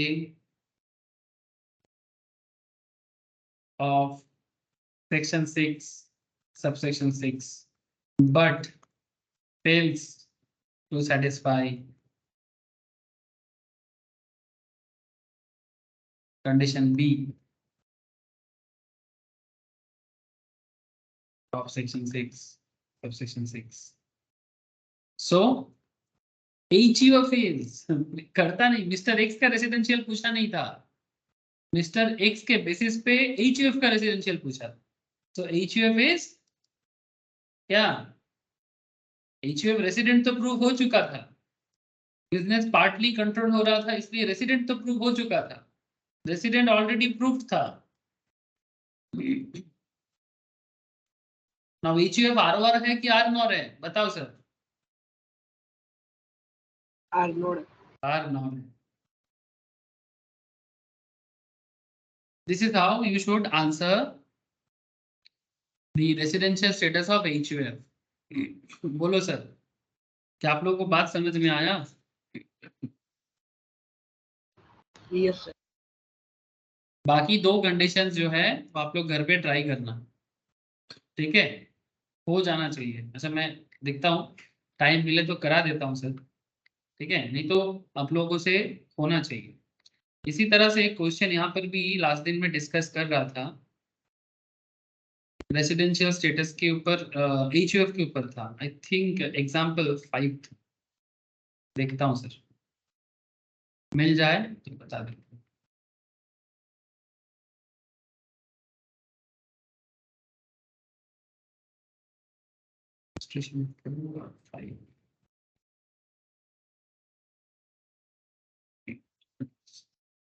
ये वाला क्वेश्चन था HUF के ऊपर, देखो क्वेश्चन देखो एक बार, सिमिलर काइंड ऑफ है, ठीक है? हल्का फुल्का चेंजेस नजर आएगा आपको, ठीक है? Business of HUF is transacted from Australia and all the policy decisions are taken there. Mr. E, the Karta of the HUF, who was born in Kolkata and visited India during previous year 2021-22 after 15 years. He came to India on 1st of April 2021 and leaves for Australia on 1st of December 2021. Hello, अब अगर आप date का calculation करना जानते हो तो आप कर लोगे ना मिस्टर। ये जो HUF है पर्टिकुलर, जिसका बिजनेस एक्चुअली ऑस्ट्रेलिया से ट्रांजैक्शन करता है और सारे के सारे पॉलिसी डिसीजंस ऑस्ट्रेलिया से ही लिया जाता है, बट करता जो है वो कोलकाता बंदा है, ठीक है? वो इंडिया में विजिट करता है प्रीवियस ईयर 21-22 में, 15 साल बाद, मतलब बहुत दिन बाद इंडिया आया। लास्ट 15 इयर्स में वो इंडिया में आया ही नहीं है, और वो इंडिया में आया 1 अप्रैल 2021 में, और फिर ऑस्ट्रेलिया के लिए निकला 1 दिसंबर 21 में। कितना दिन रहा इंडिया में सर? यहीं पर फटाफट हिसाब लगा लो ना, अप्रैल में आया, 1 अप्रैल 21, तो पूरा का पूरा अप्रैल रहेगा, अप्रैल रहेगा, मार्च रहेगा, सॉरी अप्रैल, मई, जून, जुलाई, अगस्त, सितंबर, अक्टूबर, नवंबर, दिसंबर। सर 245। अप्रैल में 30 डेज है ना, मई का 30, कितना होता है मई का 31, जून 30, जुलाई 31, अगस्त 31, सर 245 डेज। सितंबर 30, अक्टूबर 31, हाँ देख रहे हैं सर, नवंबर 30 और दिसंबर का एक दिन, यही है ना, तेरा भी सब यही आया होगा। 1 Yes, 2 3 4 5 6 7 8, 8 3 24, 240 तो यहाँ पर, और इधर 1 2 3 4 5, 245 डेज, 245 डेज वो 21-22 में इंडिया में है, 21-22 में, 21-22 में वो 245 डेज इंडिया में, मतलब ये डेट क्या है, 1 अप्रैल से 1 अप्रैल 21 से 1 दिसंबर 21 तक 245 डेज का टाइम पीरियड वो इंडिया में है। 15 इयर्स बाद इंडिया में विजिट करके 245 दिन भारत में रह गया। बड़ा प्यार आ गया था अपने देश को देख के, ऑस्ट्रेलिया का खाना खा खा के शायद पेट सड़ गया था। सर आप भी पागल हो गए हो, आगे बोलो क्या है। सर देखो, आपको बस इतना पूछा है कि मिस्टर ई के, ई कौन है करता था, उसके ऊपर बेस करके रेसिडेंशियल स्टेटस मिस्टर ई का भी पूछा है और एचयूएफ का भी पूछा है, ठीक है। तो देखो हम लोग ऑलरेडी कैलकुलेट कर चुके हैं 245 डेज, ठीक है, therefore he is a resident, क्योंकि क्योंकि 182 डेज अगर कोई प्रीवियस ईयर में रह जाता है उसे तो हम रेसिडेंट कहते हैं ना, section 6 subsection 1, the basic condition, sir basic condition, ये सब नो, भले ही वो 15 साल बाद आ रहा है, ठीक है। However, since he has come to India after 15 years, he does not satisfy the condition for being ordinary resident, ठीक है। ऑर्डिनरी रेसिडेंट का कंडीशन फुलफिल तो नहीं कर पाएगा, क्योंकि वो पिछले 10 साल में 2 बार नहीं हो पाएगा ना सर, क्योंकि फर्स्ट टाइम आ रहे हैं, तो रेसिडेंट हो जाएगा, क्योंकि 15 इयर्स बाद, और पीछे मतलब हमारा हमारा कंडीशन क्या है, सेक्शन 6 सबसेक्शन 6 के लिए 10 इयर्स में 2 इयर्स रेसिडेंट होना पड़ता है, प्रीवियस 10 इयर्स में, है ना, प्रीवियस 10 इयर्स में 10 साल में 2 बार, और पिछले 7 इयर्स में 730 दिन, यू ऑल नो दैट, अभी अभी क्वेश्चन करके आए, ये सब तो फुलफिल नहीं हो पाएगा, तो ऑब्वियसली वो रेसिडेंट तो बनेगा, बट कैसा रेसिडेंट बनेगा, आर नॉर टाइप का बनेगा, है ना।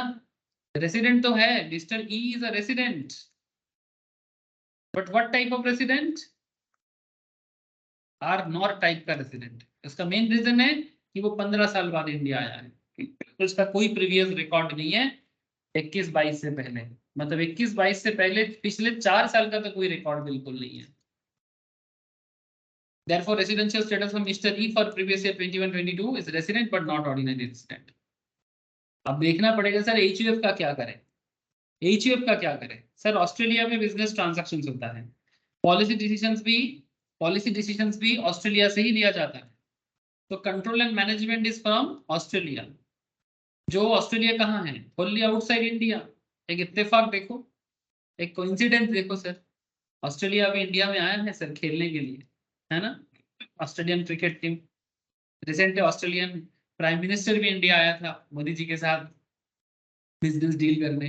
ऐसे भी G20 का भारत में अभी चल रहा है, बहुत बड़ा प्रोग्राम चल रहा है, भारत के 28 स्टेट्स एंड 9 यूनियन टेरिटरीज में, हर एक यूनियन टेरिटरी में G20 का मीटिंग चल रहा है, और इस बार तो गजब हो गया, कश्मीर से लेके कन्याकुमारी और कोलकाता से लेके मुंबई, नॉर्थ ईस्ट तक। सर इस बार चाइना सपोर्ट किया है। हाँ चाइना करेगा, चाइना को रशिया समझा रहा है। यस सर, चाइना बोला है से वीट का सप्लाई के लिए चाइना सपोर्ट किया, बोला है अमेरिका खुद सप्लाई कम कर दिया, इंडिया कुछ नहीं किया है, चाइना का सपोर्ट किया। चाइना बहुत सपोर्ट कर रहा है आजकल इंडिया में। चलो देखते हैं, अब ये ड्रैगन है ये ड्रैगन का थोड़ा समझना पड़ेगा सर।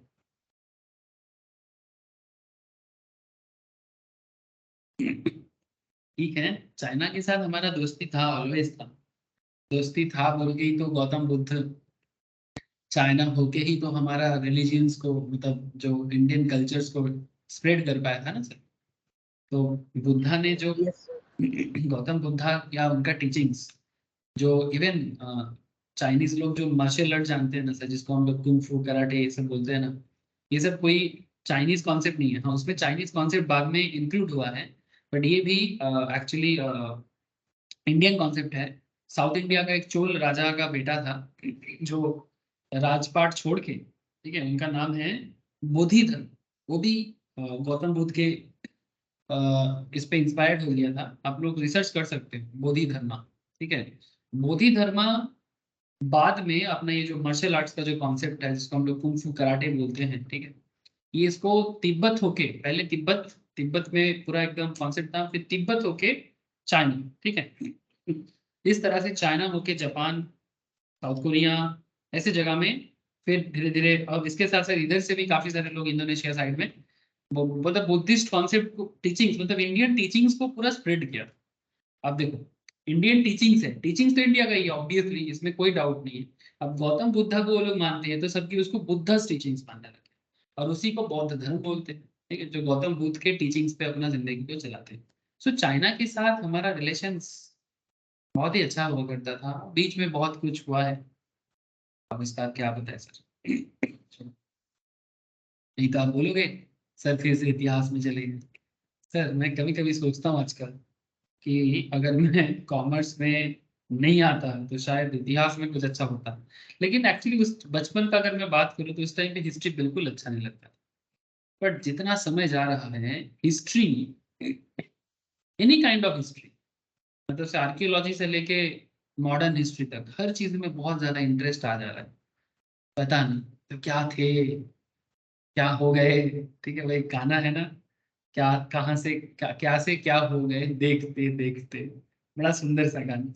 वो गाना को याद करता हूँ, सोचता हूँ क्या थे और कहाँ आ गए। इतिहास बोरिंग नहीं है, बस इतिहास को समझने का इच्छा होना चाहिए। ठीक है सर, एचईएफ का बता दो। अरे आपको समझ में आ गया होगा, कंट्रोल मैनेजमेंट इंडिया से नहीं है तो क्या होगा, रेजिडेंट होगा कि नॉन रेजिडेंट होगा? Non resident. Non resident. अब क्या बताए इसमें, कितना इजी क्वेश्चन था। Since the business of HUF is transacted from Australia and policy decisions are taken there, it is assumed that the control of management is in Australia. So control management जब outside India होते हैं तो HUF is a non-resident for the previous year 21-22. तो एक बार HUF non-resident हो जाए तो फिर इसमें RO और R0 प्रूव करने का जरूरत है नहीं। और ऐसे हम लोग कर्ता का मतलब रेसिडेंशियल स्टेटस चेक कर चुके हैं, कर्ता रेसिडेंट है पर एंड कर्ता R0 है।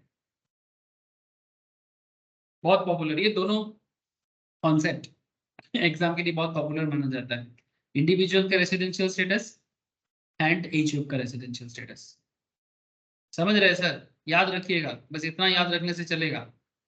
सर और कुछ बताओगे? सर और भी कुछ क्वेश्चंस है, जितना पढ़ लो कम पड़ जाता है। कंपनी के बारे में तो मैं आपको बोला ना, बस उतना जान लो कंपनी का, ज्यादा कंपनी रिलेटेड मैटर ज्यादा प्रॉब्लम नहीं करता रेसिडेंशियल स्टेटस पे, क्योंकि वो बस पोएम पे चलता है, principal operations and management India में है या नहीं है। बाकी कंपनी रिलेटेड मैटर नॉर्मली सीएसईएन में final as well as CS final में आप लोग ज्यादा डिटेल्स में थोड़ा पढ़ोगे। अच्छा, ये क्वेश्चन लास्ट दिन कराया था ना, ये वाला क्वेश्चन जर्मनी से। हाँ ये क्वेश्चन लास्ट दिन मैंने करा दिया था, ये एक अच्छा क्वेश्चन था, मैं लास्ट क्लास में करवाया था। सर एक कॉन्सेप्ट है, ये जो इनकम एक्रू अराइज, ये जो इतना मैं बात कर रहा हूँ तब से, इस इनकम एक्रू को लेके कुछ बोलोगे क्या? मतलब आप, मैं बोल रहा हूँ कि मैं कुछ बोलूंगा क्या? हाँ बोलना चाहिए एक बार कि ये इनकम एक्रू अराइज है ना, इसका क्या? सर इसके बारे में कुछ एग्जाम्पल्स करने से आपको थोड़ा सा आइडिया लगेगा, और कुछ स्पेशल सेक्शंस है जिसमें आपको ये deemed to accrue and arise इसके बारे में ना थोड़ा सा आइडिया लग जाएगा। और ये इसको थोड़ा सा सीधा करने का मैं भूल गया, नहीं तो इसको सीधा करके दिखा देते आपको, ठीक है, कि income deem to accrue deem to arise क्या होता है। कोई बात नहीं, क्वेश्चन करके अभी समझ जाओ, बाद में इसका मैं घुमा के दे दूंगा, जिनके पास नोट्स नहीं है उनको पीडीएफ से, जिनको पढ़ रहे हैं उनके लिए। अच्छा, सेक्शन 9 सब सेक्शन 1 और एक कॉन्सेप्ट है सर, बिजनेस कनेक्शन के कॉन्सेप्ट। जैसे हम लोग लास्ट दिन एक प्रोफार्मा लिखे थे, आप लोग देखेंगे कि अगर बिजनेस कनेक्शन है तो उनको इंडिया में टैक्स देना पड़ता है, ठीक है। तो बिजनेस कनेक्शन क्या होता है, इसके ऊपर भी एक पॉइंट है कि what is the concept of business connections. Specially ये पॉइंट उनके लिए लागू होता है जो नॉन रेसिडेंट होते हैं। तो नॉन रेसिडेंट के लिए आपको ये बात जानना चाहिए कि what is the concept of business connections, ठीक है, और उस पर कुछ एग्जाम्पल्स आपको देखना चाहिए। बाकी और ज्यादा कुछ है नहीं, मेन सारा पॉइंट मैंने बता दिया, ठीक है। दो चार छोटा छोटा पॉइंट्स है जिसको एक बार हम लोग गो थ्रू कर लेंगे तो रेसिडेंशियल स्टेटस कंप्लीट हो जाएगा, कंप्लीट हो जाएगा, कुछ नहीं है और, ठीक है। सारा पॉइंट है, ये क्वेश्चंस है इसमें, तो ये वाला क्वेश्चन बहुत एग्जाम में पूछते हैं इस टाइप का, ठीक है। हाँ, यहाँ पर बहुत सारा पॉइंट दिया है, इतना सारा पॉइंट है शायद नहीं देगा, लेकिन इसी तरह का पॉइंट उठा के आप लोगों को क्वेश्चन कर सकते, ठीक है। तो ठीक है, एक साथ सारा पॉइंट में बात नहीं करना चाहिए। चलो मैं थोड़ा सा ना इनका मैक्रो अराइज ड्यूरेशन में थोड़ा बात कर लेता हूँ, आपको ना थोड़ा सा आइडिया आ जाएगा। नहीं तो बहुत बार आप लोग बोलोगे कि सर कब से बोले जा रहे थे आप, इनका मैक्रो अराइज एक्रो अराइज होता क्या है, थोड़ा बता दो।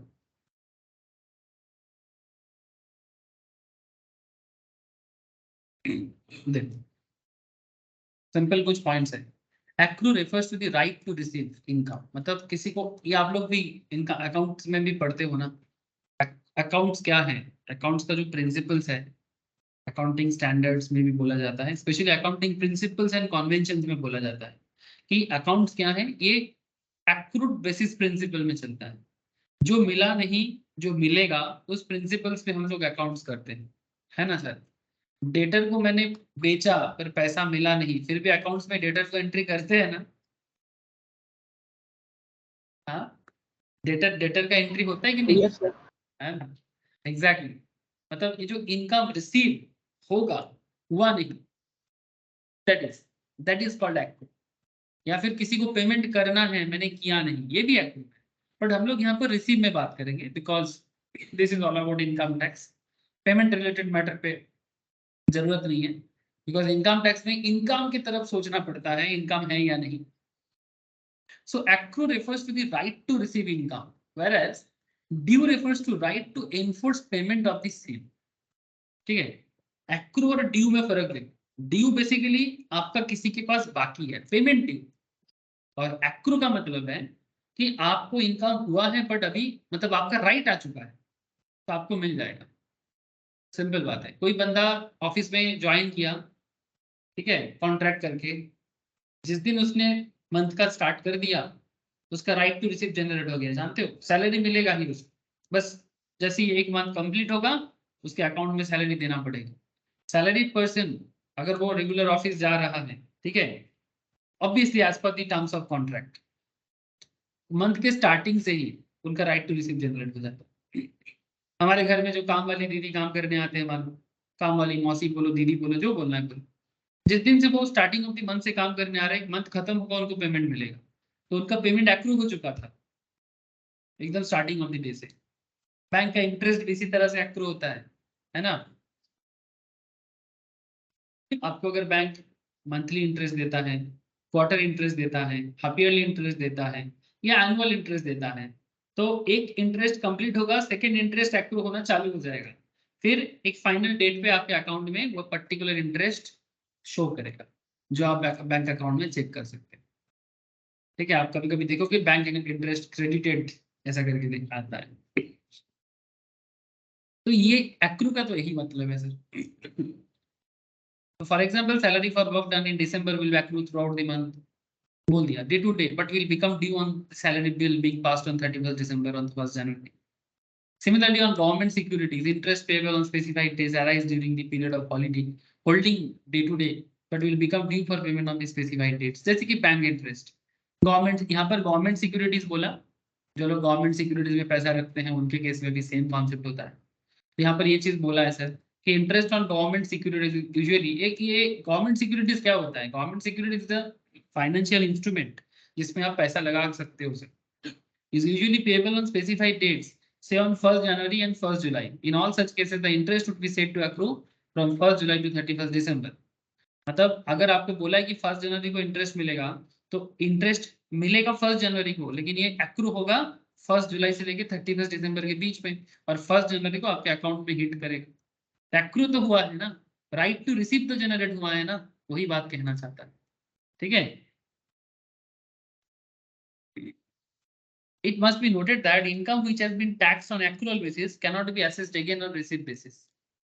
जिसको अगर आप एक बार एक्चुअल बेसिस में टैक्स कर दोगे, उसको बाद में और रिसीट बेसिस में टैक्स नहीं करना है, क्योंकि एक बार रिसीट में, एक बार एक्चुअल में टैक्स लगाओगे, फिर एक बार रिसीट में टैक्स लगाओगे, तो डबल टैक्सेशन का प्रॉब्लम आ जाएगा, है ना।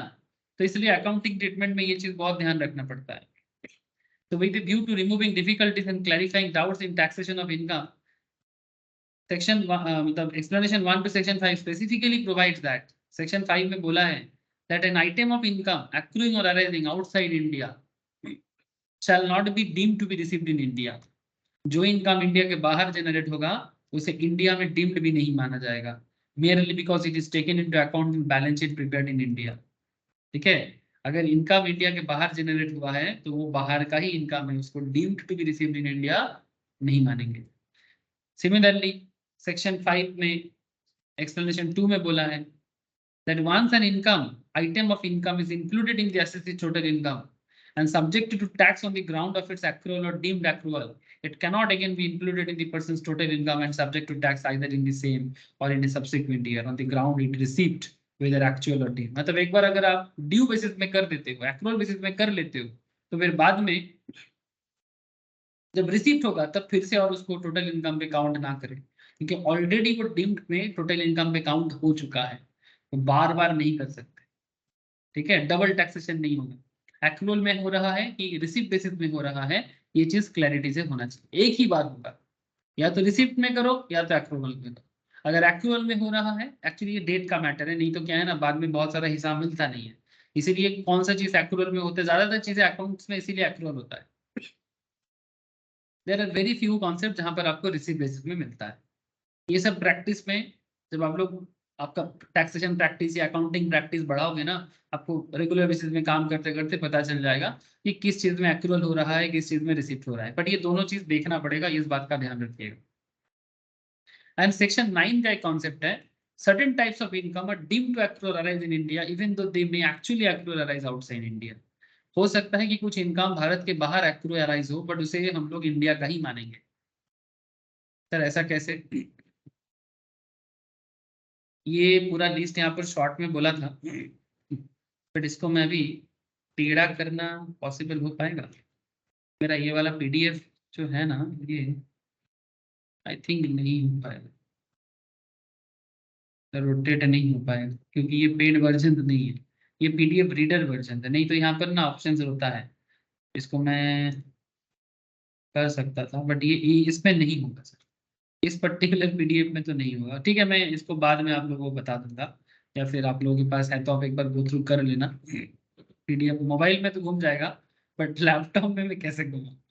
ठीक है, सो बेसिकली यहाँ पर और कुछ नहीं सर, बोला है कि जो भी इनकम इंडिया का कनेक्शन दिखेगा आपको, सिंपल बात है, ठीक है, उसको जो भी इंडिया कनेक्शन में आएगा उसी को डीम टू मतलब रिसीव्ड और एक्रू मान लेगा, सिंपल बात है, ठीक है। अब वही बिजनेस कनेक्शन का मतलब क्या है उसके बारे में मैं थोड़ा सा आपको बता देता हूँ, आपको क्लैरिटी होगा। मतलब इस पूरा खेल में एक चीज कॉमन है, ठीक है, डीम टू एक्रू और अराइज में mainly any income accruing or arising to an assessee in any place outside India, whether directly or indirectly, through or from any business connection in India, simple बात है। अगर उसका मतलब हो सकता है कि आपको बाहर में एक्रू हो रहा है, हो सकता है कि इनकम बाहर अराइज हो रहा है, बट उसका कनेक्शन इंडिया में, थ्रू और from any property in India है, थ्रू और फ्रॉम एनी एसेट्स और source of income in India है, through the transfer of a capital asset situated in India है, तो उसे हम लोग डीम टू एक्रू और अराइज इन इंडिया मानेंगे as per section 9 subsection 1 clause small 1, ठीक है, मतलब रोमन 1। ओके सर, बात समझ में आया कि अगर कोई इनकम इंडिया के बाहर भी रिसीव एक्रू अराइज हो सकता है, ठीक है, लेकिन अगर बिजनेस कनेक्शन फ्रॉम इंडिया है, प्रॉपर्टी जो है वो इंडिया का है, सोर्स ऑफ इनकम का एसेट जो है वो इंडिया का है, capital asset situated in India है, तो उसे डीम टू एक्रू और अराइज इन इंडिया माना जाए। अब आपके मन में सबसे बड़ा सवाल चल रहा है, sir what is business connections? Business connection क्या होता है? ऐसे बिजनेस कनेक्शंस का सिंपल मतलब है, मानो आपका इंडिया में बिजनेस नहीं है, बट आप इंडिया में कोई एजेंट रख के कुछ काम करवाते हो, ठीक है, समझाता हूँ sir. Business connection shall include any business activity carried out through a person acting on behalf of the non-resident. अब आप लोगों को पता है, जो लोग एजेंसी कॉन्सेप्ट पढ़ चुके हो, काफी लोग हैं जो लोग एजेंसी कॉन्ट्रैक्ट जानते हो। क्या विश्वजीत जानते हो कि नहीं जानते? Yes sir. ये सीए लोग भी जानते हैं, सीएमए वाले को भी पता है। जिनको नहीं पता वो आगे पढ़ेगा सर, जिनका नहीं हुआ इसका मतलब नहीं कि उसका हुआ नहीं, वो बाद में करेगा। सीए सीएमए को तीनों को पढ़ना पड़ता है। कॉन्ट्रैक्ट का थोड़ा एडवांस लॉ मतलब कॉन्सेप्ट है कॉन्ट्रैक्ट एक्ट में एजेंसी, ठीक है। अब मैं ज्यादा एजेंसी के बारे में नहीं बोलूंगा। एजेंसी का मतलब क्या है आप लोग जानते हो, ये सब डे टू डे लाइफ में बड़ा यूज होता है। हर चीज किताब में पढ़ना होगा ऐसा जरूरी नहीं है, लेकिन कॉमन सेंस क्या, मार्केट सेंस, एक्सपीरियंस से भी काफी सारी चीज गैदर किया जाता है जब किसी के बिहाफ में कोई काम करे। तो अगर कोई फॉरेनर है, नॉन रेसिडेंट है, ठीक है, simple, business connection shall include any business activity carried out through a person acting on behalf of the non-resident. इसके बारे में सेक्शन 9 सबसेक्शन 1 क्लॉज 1 एक्सप्लेनेशन 2 में बोला है, ठीक है। For a business connection to be establish the person acting on behalf of the non resident, तो basically किसी नॉन रेसिडेंट के बिहाफ में इंडिया में कोई एजेंट का काम कर रहा है, simple, must have an authority which is habitually exercised in India to conclude contract on behalf of the non-resident, ठीक है। non-resident के behalf में ये authority है एजेंट का, वो कर सकता है। habitually conclude contract or habitually plays the principal role leading to conclusion of contract by that non-resident, and such contract should be in the name of non-resident. contract जो होगा वो non-resident मतलब foreigner के नाम पे ही होगा। for the transfer of the ownership, for the granting of the right to use property owned by that non-resident, और then non resident has the right to use, मतलब जो कुछ भी वो करेगा बेसिकली उस नॉन रेसिडेंट के बिहाफ में करेगा।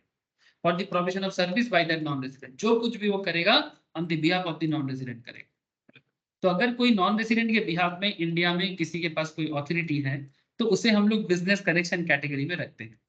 इन case where he has no such authority but habitually maintains in India a stock of goods or merchandise from which he regularly deliver goods or merchandise on behalf of the non-resident, or habitually secures orders in India mainly or only for the non-resident, मानो कि उसके पास authority नहीं है।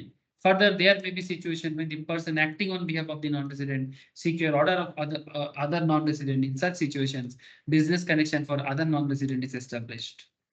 मतलब अगर authority नहीं है तो बिजनेस कनेक्शन क्रिएट हो जाएगा, ठीक है। ऑथोरिटी है जिसको नॉर्मल देखा जाता है, ठीक है, तो फिर कोई दूसरा नॉन रेसिडेंट उसको कंट्रोल कर लेगा, ठीक है। जैसे यहाँ पर एक एग्जांपल दिया है आपको क्लैरिटी के लिए।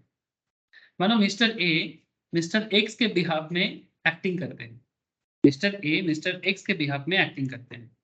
Secure order for mister X जो कि नॉन रेसिडेंट है, and secure for order for mister Y, वो भी नॉन रेसिडेंट है।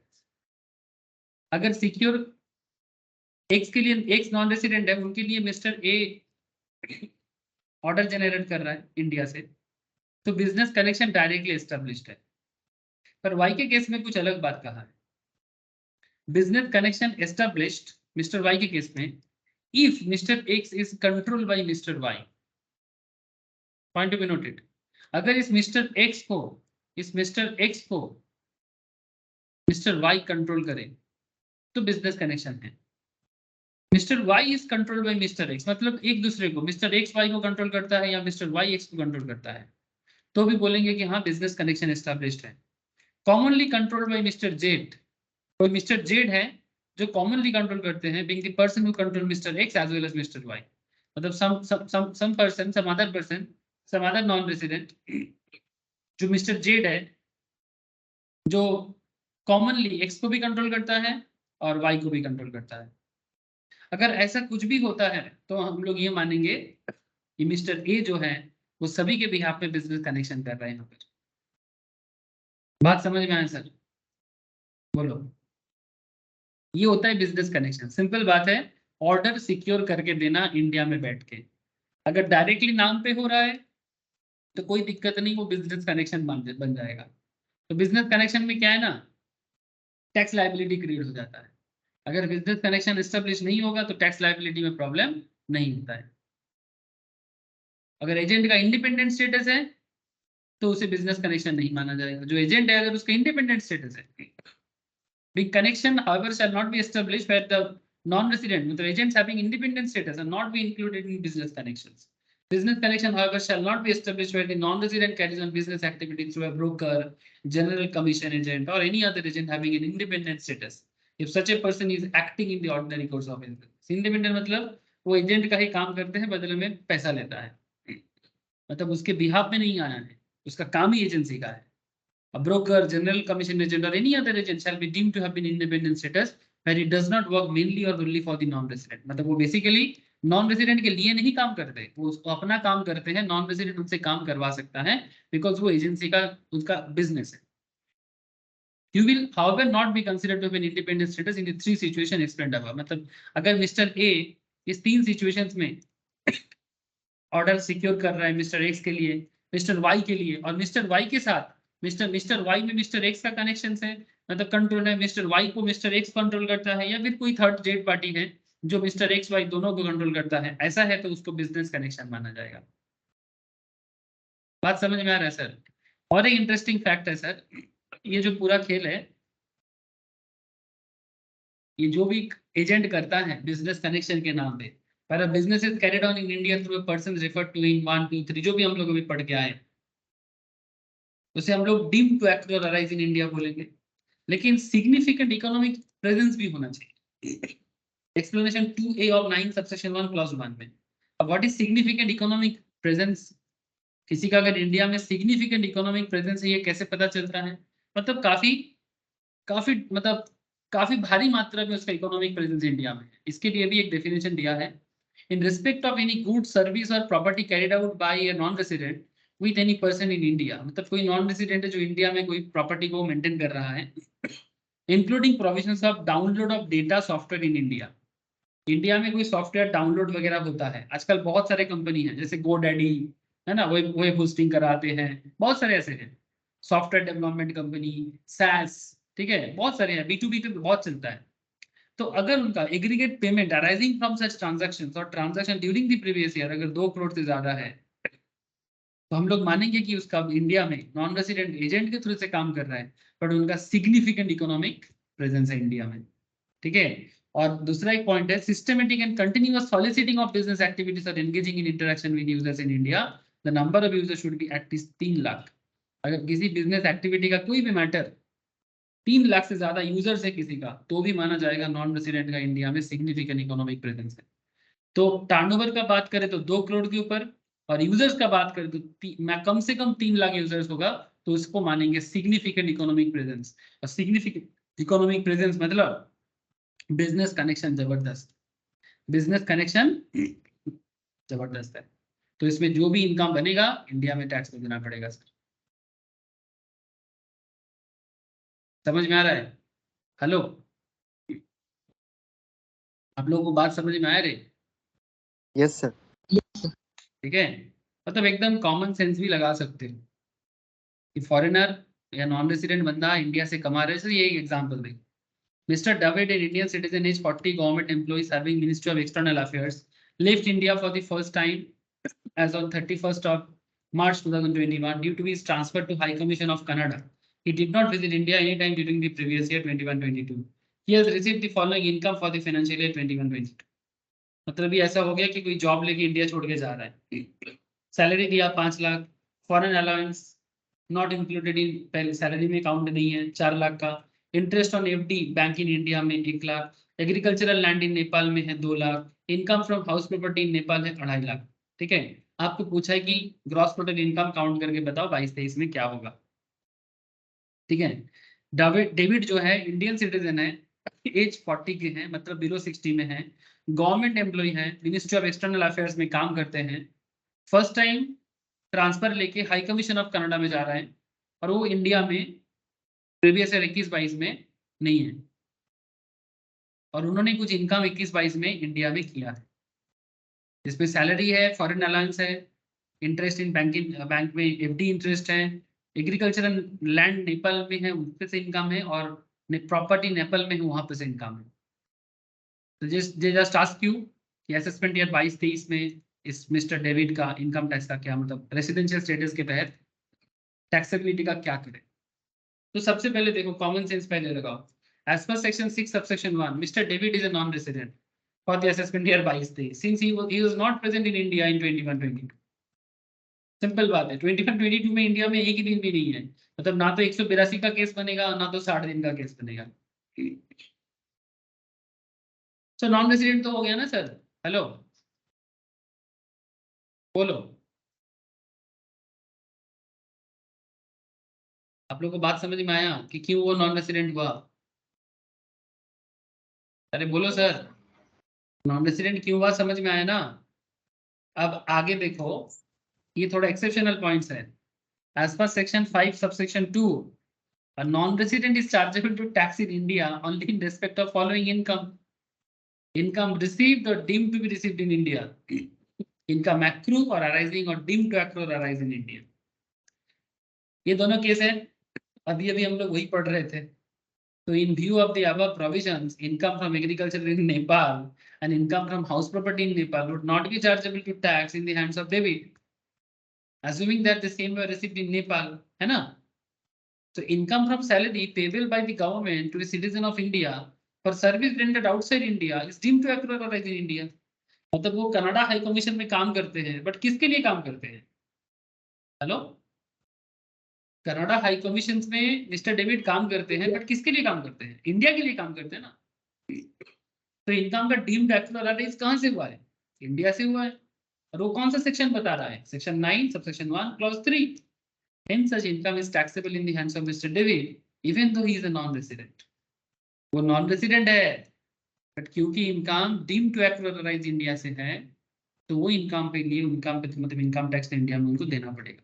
नॉन-रेजिडेंट है, however, allowance perquisites paid or allowed as such outside India by the government to a citizen of India for rendering service outside India is exempt। ये special points है, इसके बारे में हम लोग चर्चा कर लेंगे। इसके बाद एक चैप्टर पढ़ता है बेसिक्स में, income which do not form part of total income, section 10 का एरिया है, जिसमें एग्रीकल्चरल इनकम एंड ऐसा और भी इनकम है जो नॉन टैक्सेबल कैटेगरी में काउंट किया जाता है, मतलब जिसको टोटल इनकम पे काउंट नहीं किया जाता। उसी में से एक इनकम है जिसको सेक्शन 10 सबसेक्शन 7 में बोला है। याद रखना, अगर कोई गवर्नमेंट एम्प्लॉय, ठीक है, however allowance of packages paid or allowed as such outside India by the government to a citizen of India, government की तरफ से अगर कोई इंडियन सिटीजन को जो इंडिया के बाहर सर्विस करने के लिए किसी भी तरह का पार्क्विजिट्स पे किया जाता है, किसी भी तरह का अलाउंस पे किया जाता है, वो टैक्सेबल नहीं होता है, एग्जेम्प्ट होता है।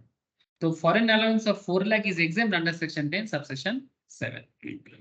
जो फॉरेन अलाउंस उनको मिला ना, दैट इज 5 लाख मिला है ना, दैट इज 5 लाख मिला। और यहाँ पर जो interest on FD from bank in India, ठीक है, मतलब क्या कॉन्सेप्ट है, आपका टोटल क्या बनता है, सैलरी है आपका 5 लाख का, इनकम फ्रॉम अदर सोर्स मिला के एक मतलब एफडी के लिए 1 लाख हो जाता है, जीटीआई आपका बन जाता है 6 लाख का, ठीक है, जीटीआई आपका बन जाता है 6 लाख का।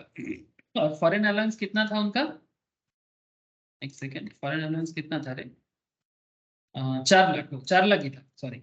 तो फॉरेन अलाउंस 4 लाख ही था, तो foreign allowance is exempt under section 10 subsection 7। तो पूरा खेल क्या होगा, कितना जीटीआई बनेगा डेबिट का, मतलब जीटीआई के ऊपर टैक्स देना है ना, तो सैलरी जो उनको मिला है उस पर टैक्स देगा, और जो एफडी इंटरेस्ट मिला है उसमें भी टैक्स देगा। नेपाल के जमीन में जो मिला है वो भी नहीं देना पड़ेगा, और नेपाल का एग्री हाउस प्रॉपर्टी से भी जो इनकम है वो भी नहीं देना पड़ेगा। क्लियर, मतलब ये जीटीआई 6 लाख है, इस पे टैक्स लायबिलिटी कैलकुलेट करके देना है एज पर स्लैब। बोलो सर, बात समझ में आया कि नॉन रेजिडेंट को भी इंडिया में टैक्स देना पड़ रहा है? Yes sir. ठीक है, इसी तरह से आपको पूरा पढ़ना चाहिए। मैं बहुत सारे पॉइंट्स आपको कवर कर दिया। एक बार मैं आपको रिक्वेस्ट करूंगा, रिक्वेस्ट नहीं ऑर्डर मानो, एक बार पूरा नोट्स को गो थ्रू कर लेना, ठीक है। अगर कोई क्वेश्चंस, कोई एग्जांपल्स, किसी में कोई प्रॉब्लम हो, आप मुझे पूछना। ये इलस्ट्रेशन 7 और 8 ये दोनों मस्ट गो थ्रू। हाँ सर, ठीक है। मैं नेक्स्ट क्लास दूसरा चैप्टर स्टार्ट करूंगा, बट मैं ये 7 और 8 आपको जरूर बता दूंगा एक बार, ठीक है, क्योंकि ऐसा क्वेश्चंस बहुत पूछते हैं, चाहे वो चार्टर्ड का एग्जाम हो, चाहे वो सीएस का हो, चाहे सीएमए का हो। ऐसा क्वेश्चन बहुत पॉपुलर माना जाता है रेसिडेंशियल स्टेटस में, specially question illustration 8। It's a very popular type of question. मतलब आपको यहाँ पर वैराइटीज ऑफ इनकम देके पूछेगा कि बोलो कि भाई रेसिडेंट के लिए इनकम टैक्सेबल होगा, कि आरओआर के लिए क्या होगा और आर नॉन के लिए क्या होगा, और नॉन रेसिडेंट के लिए क्या होगा। तो इतना ये आइडेंटिफिकेशन पावर वही कर सकता है जो पूरा रेसिडेंशियल स्टेटस को दिल से समझा है और दिमाग से पढ़ा है, और जिसने नहीं पढ़ेगा वो नहीं समझ पाएगा। तो मुझे लगता है कि रेसिडेंशियल स्टेटस रिलेटेड सारे इंपॉर्टेंट पॉइंट्स मैंने आप लोगों के साथ लास्ट 3-4 क्लास में कवर किया। अगर कोई पॉइंट मेरे से बाई चांस स्किप हो गया हो या आप लोगों को समझ में नहीं आता हो, आप लोग जरूर मुझे बोले, मैं आप लोगों को क्लास में उसको बता दूंगा। और जो भी क्वेश्चंस में आपको डाउट रहेगा आप मुझे पूछ लीजिएगा। मुझे नहीं लगता प्रॉब्लम और होगा, बट अगर होगा तो जरूर पूछिएगा। ओके सर, तो फिर आज इतना ही रखते हैं, नेक्स्ट क्लास में बात करेंगे फिर। Okay, bye sir. Bye sir, good night. Good night sir. Good night sir, good night.